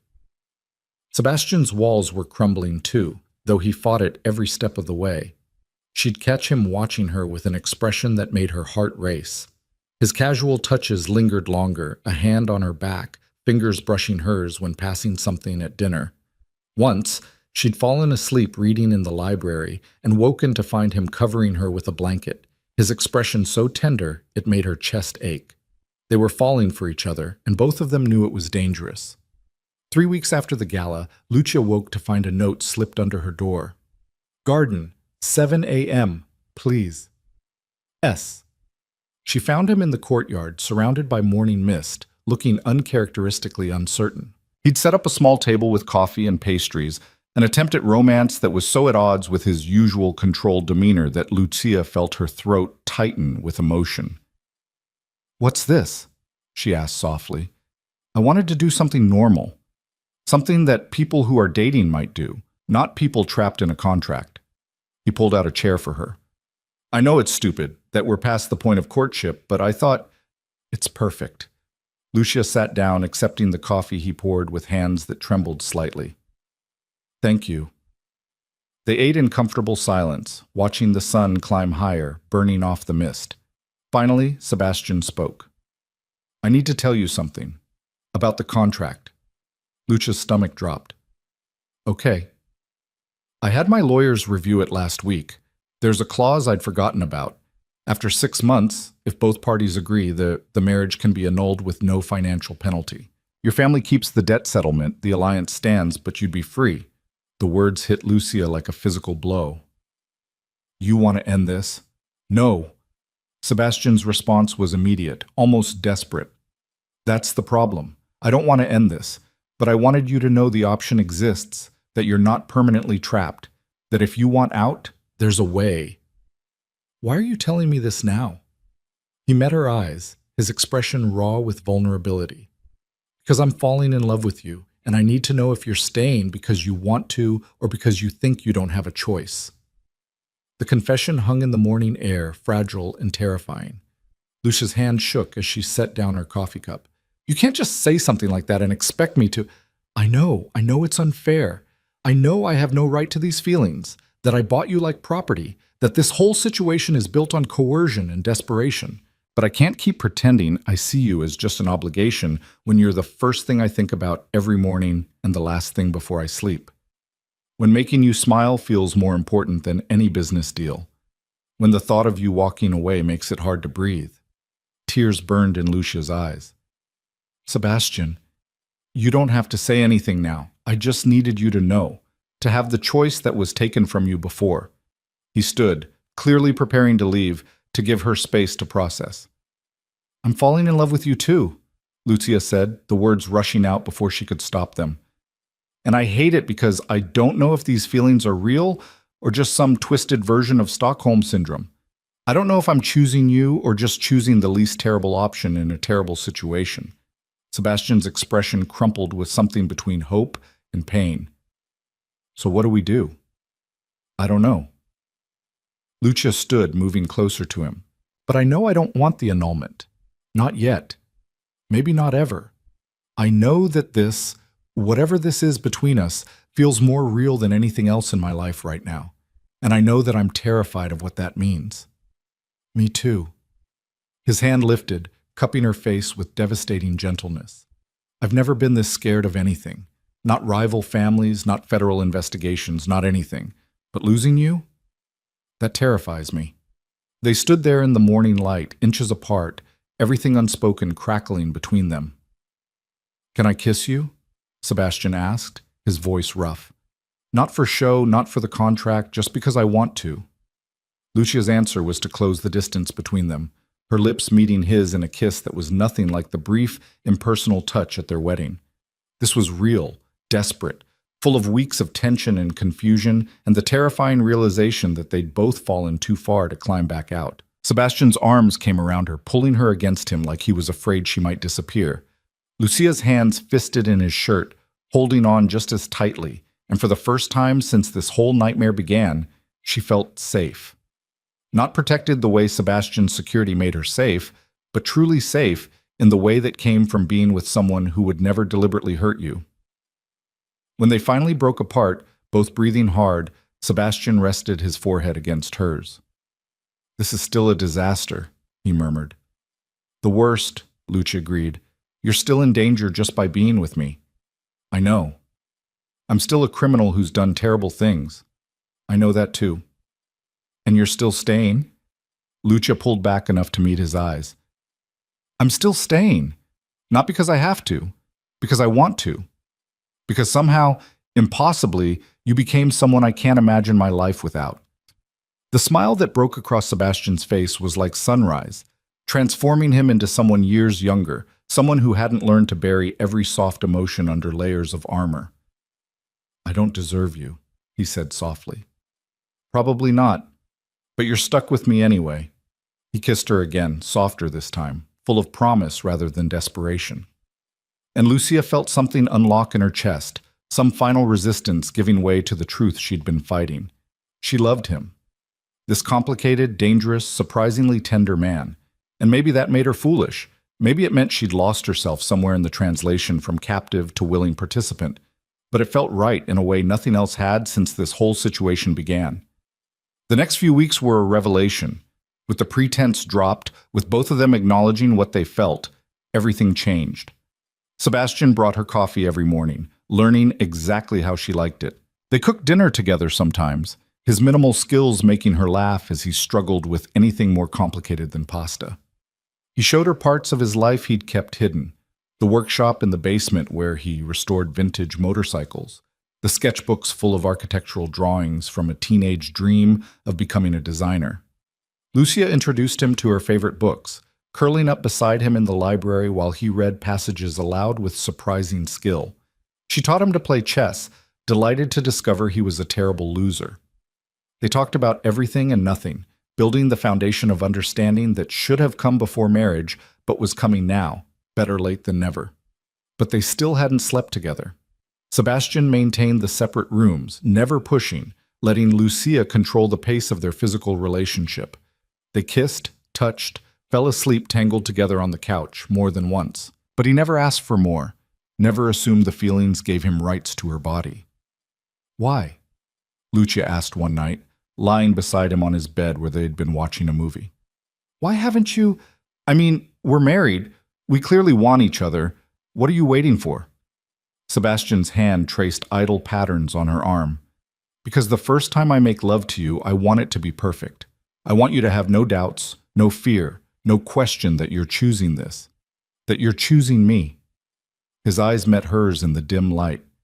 We started this all wrong, with force and fear and obligation. I want to do this right. What if I'm ready now? What if I'm choosing this, choosing you, right now? His breath caught.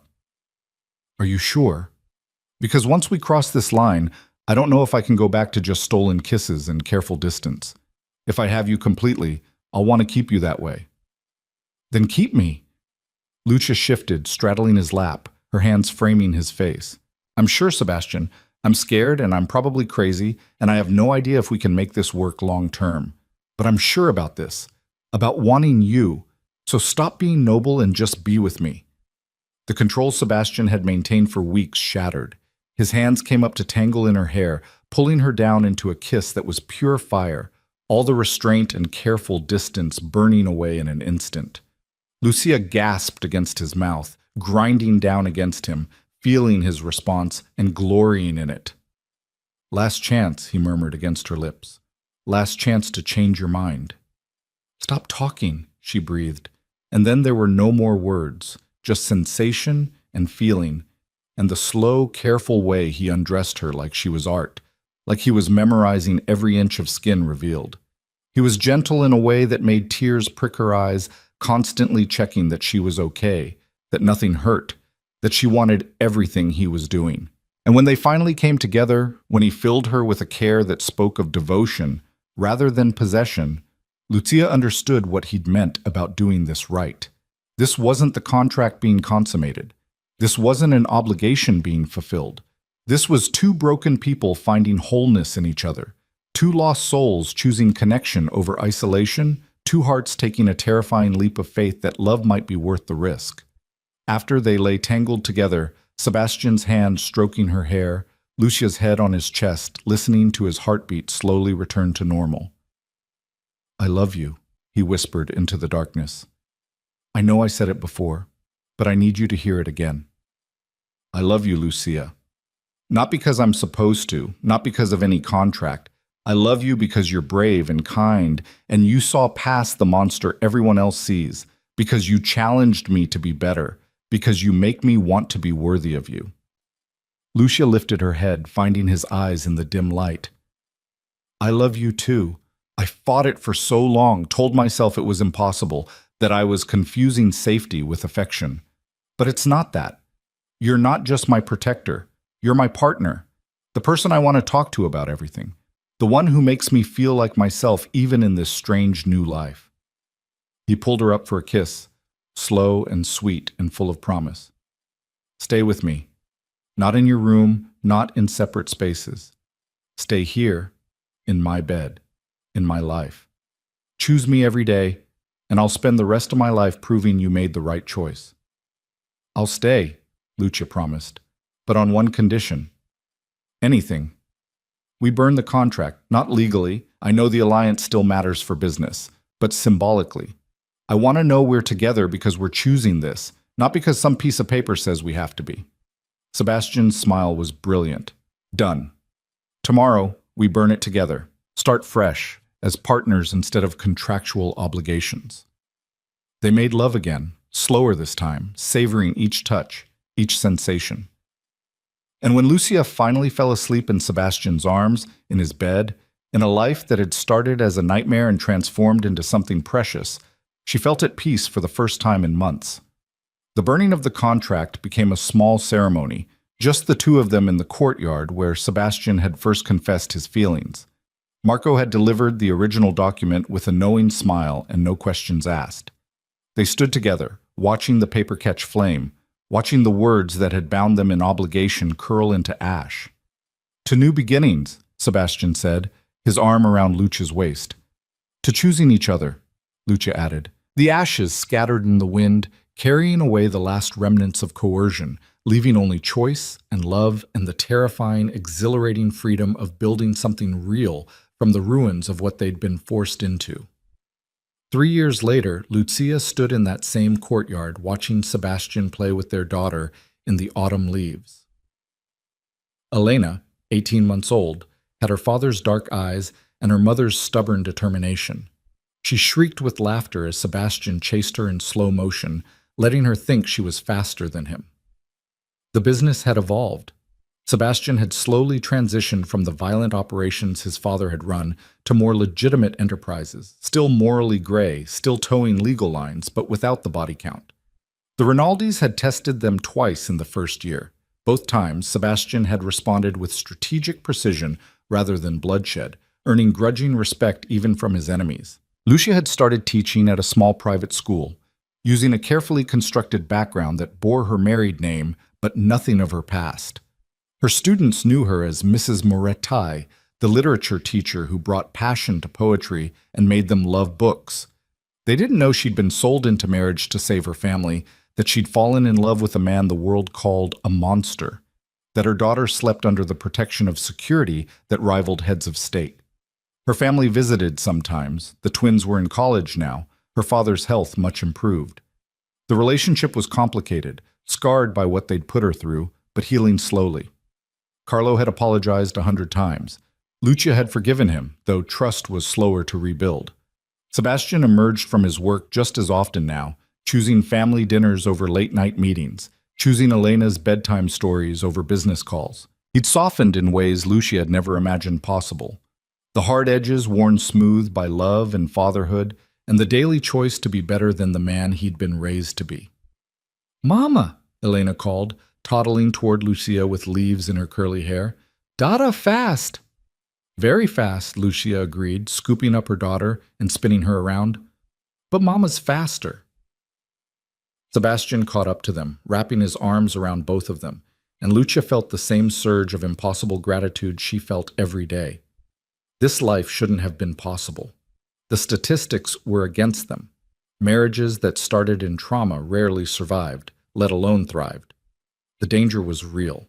They'd had scares, close calls, moments when Sebastian's world had threatened to swallow them whole. But they'd fought for this. For each other, for Elena, for the right to choose love over convenience, connection over isolation. "What are you thinking about?" Sebastian asked, his lips brushing her temple. "How far we've come. How impossible this seemed that first day in your office when I was terrified and you were so cold." "I was never cold with you. Careful, maybe, trying not to show how much you affected me from that first moment." He shifted Elena to his other arm. "Do you ever regret it? Choosing this life instead of taking the annulment?" Lucia turned in his arms, meeting his eyes, those dark eyes that had seemed so frightening once and now felt like home. "Never. Not once. This isn't the life I imagined, and I won't pretend the beginning wasn't traumatic. But you, us, Elena, this is exactly what I want. You're exactly who I want." He kissed her, slow and sweet, while Elena squirmed between them, making disgusted toddler noises that made them both laugh. Later that night, after Elena was asleep, they stood together in Sebastian's office while he finalized the last legitimate business acquisition. A shipping company that would employ the routes Lucia's family had once controlled, now fully legal and above board. "This is it," he said, signing the final document. "The last piece. As of tomorrow, Moretti Enterprises is completely legitimate. No more gray areas, no more dancing with the law." "Your father would hate it," Lucia observed. "My father would hate a lot of things about my life now, but he's gone. And I'm building something different, something Elena can be proud of one day."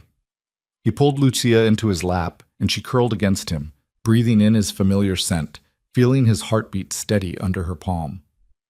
"Do you ever miss it?" she asked. "The danger, the power, the respect that came from fear?" Sebastian was quiet for a moment. "Sometimes. It was simpler in some ways, but then I remember what that life cost. My sister's sanity, my father's soul, my own humanity almost. And I look at what I have now, at you and Elena, at this legitimate empire we're building together. There's no comparison. I'd choose this every single time.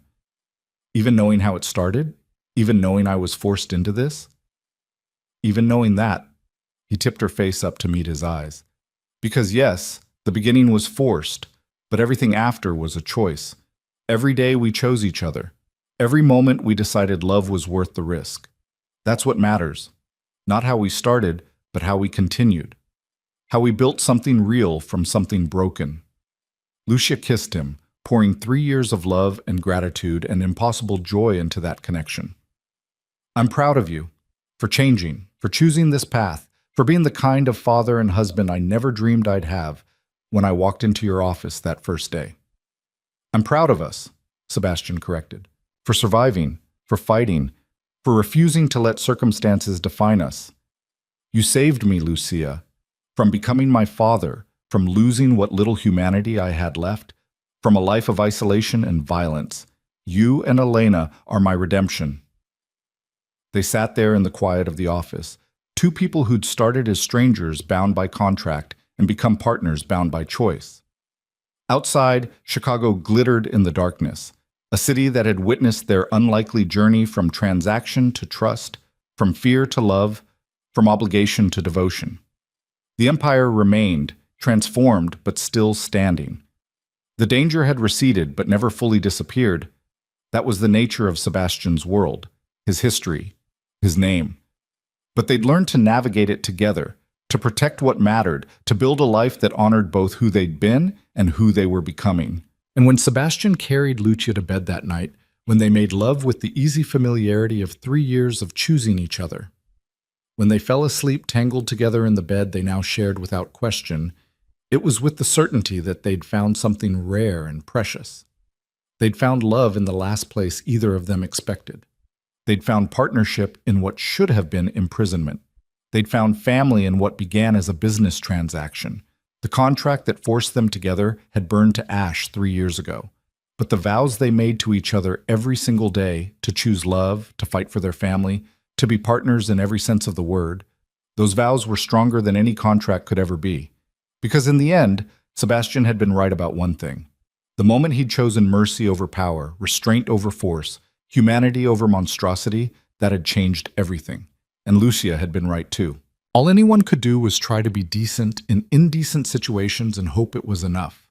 For them, it had been more than enough. It had been everything.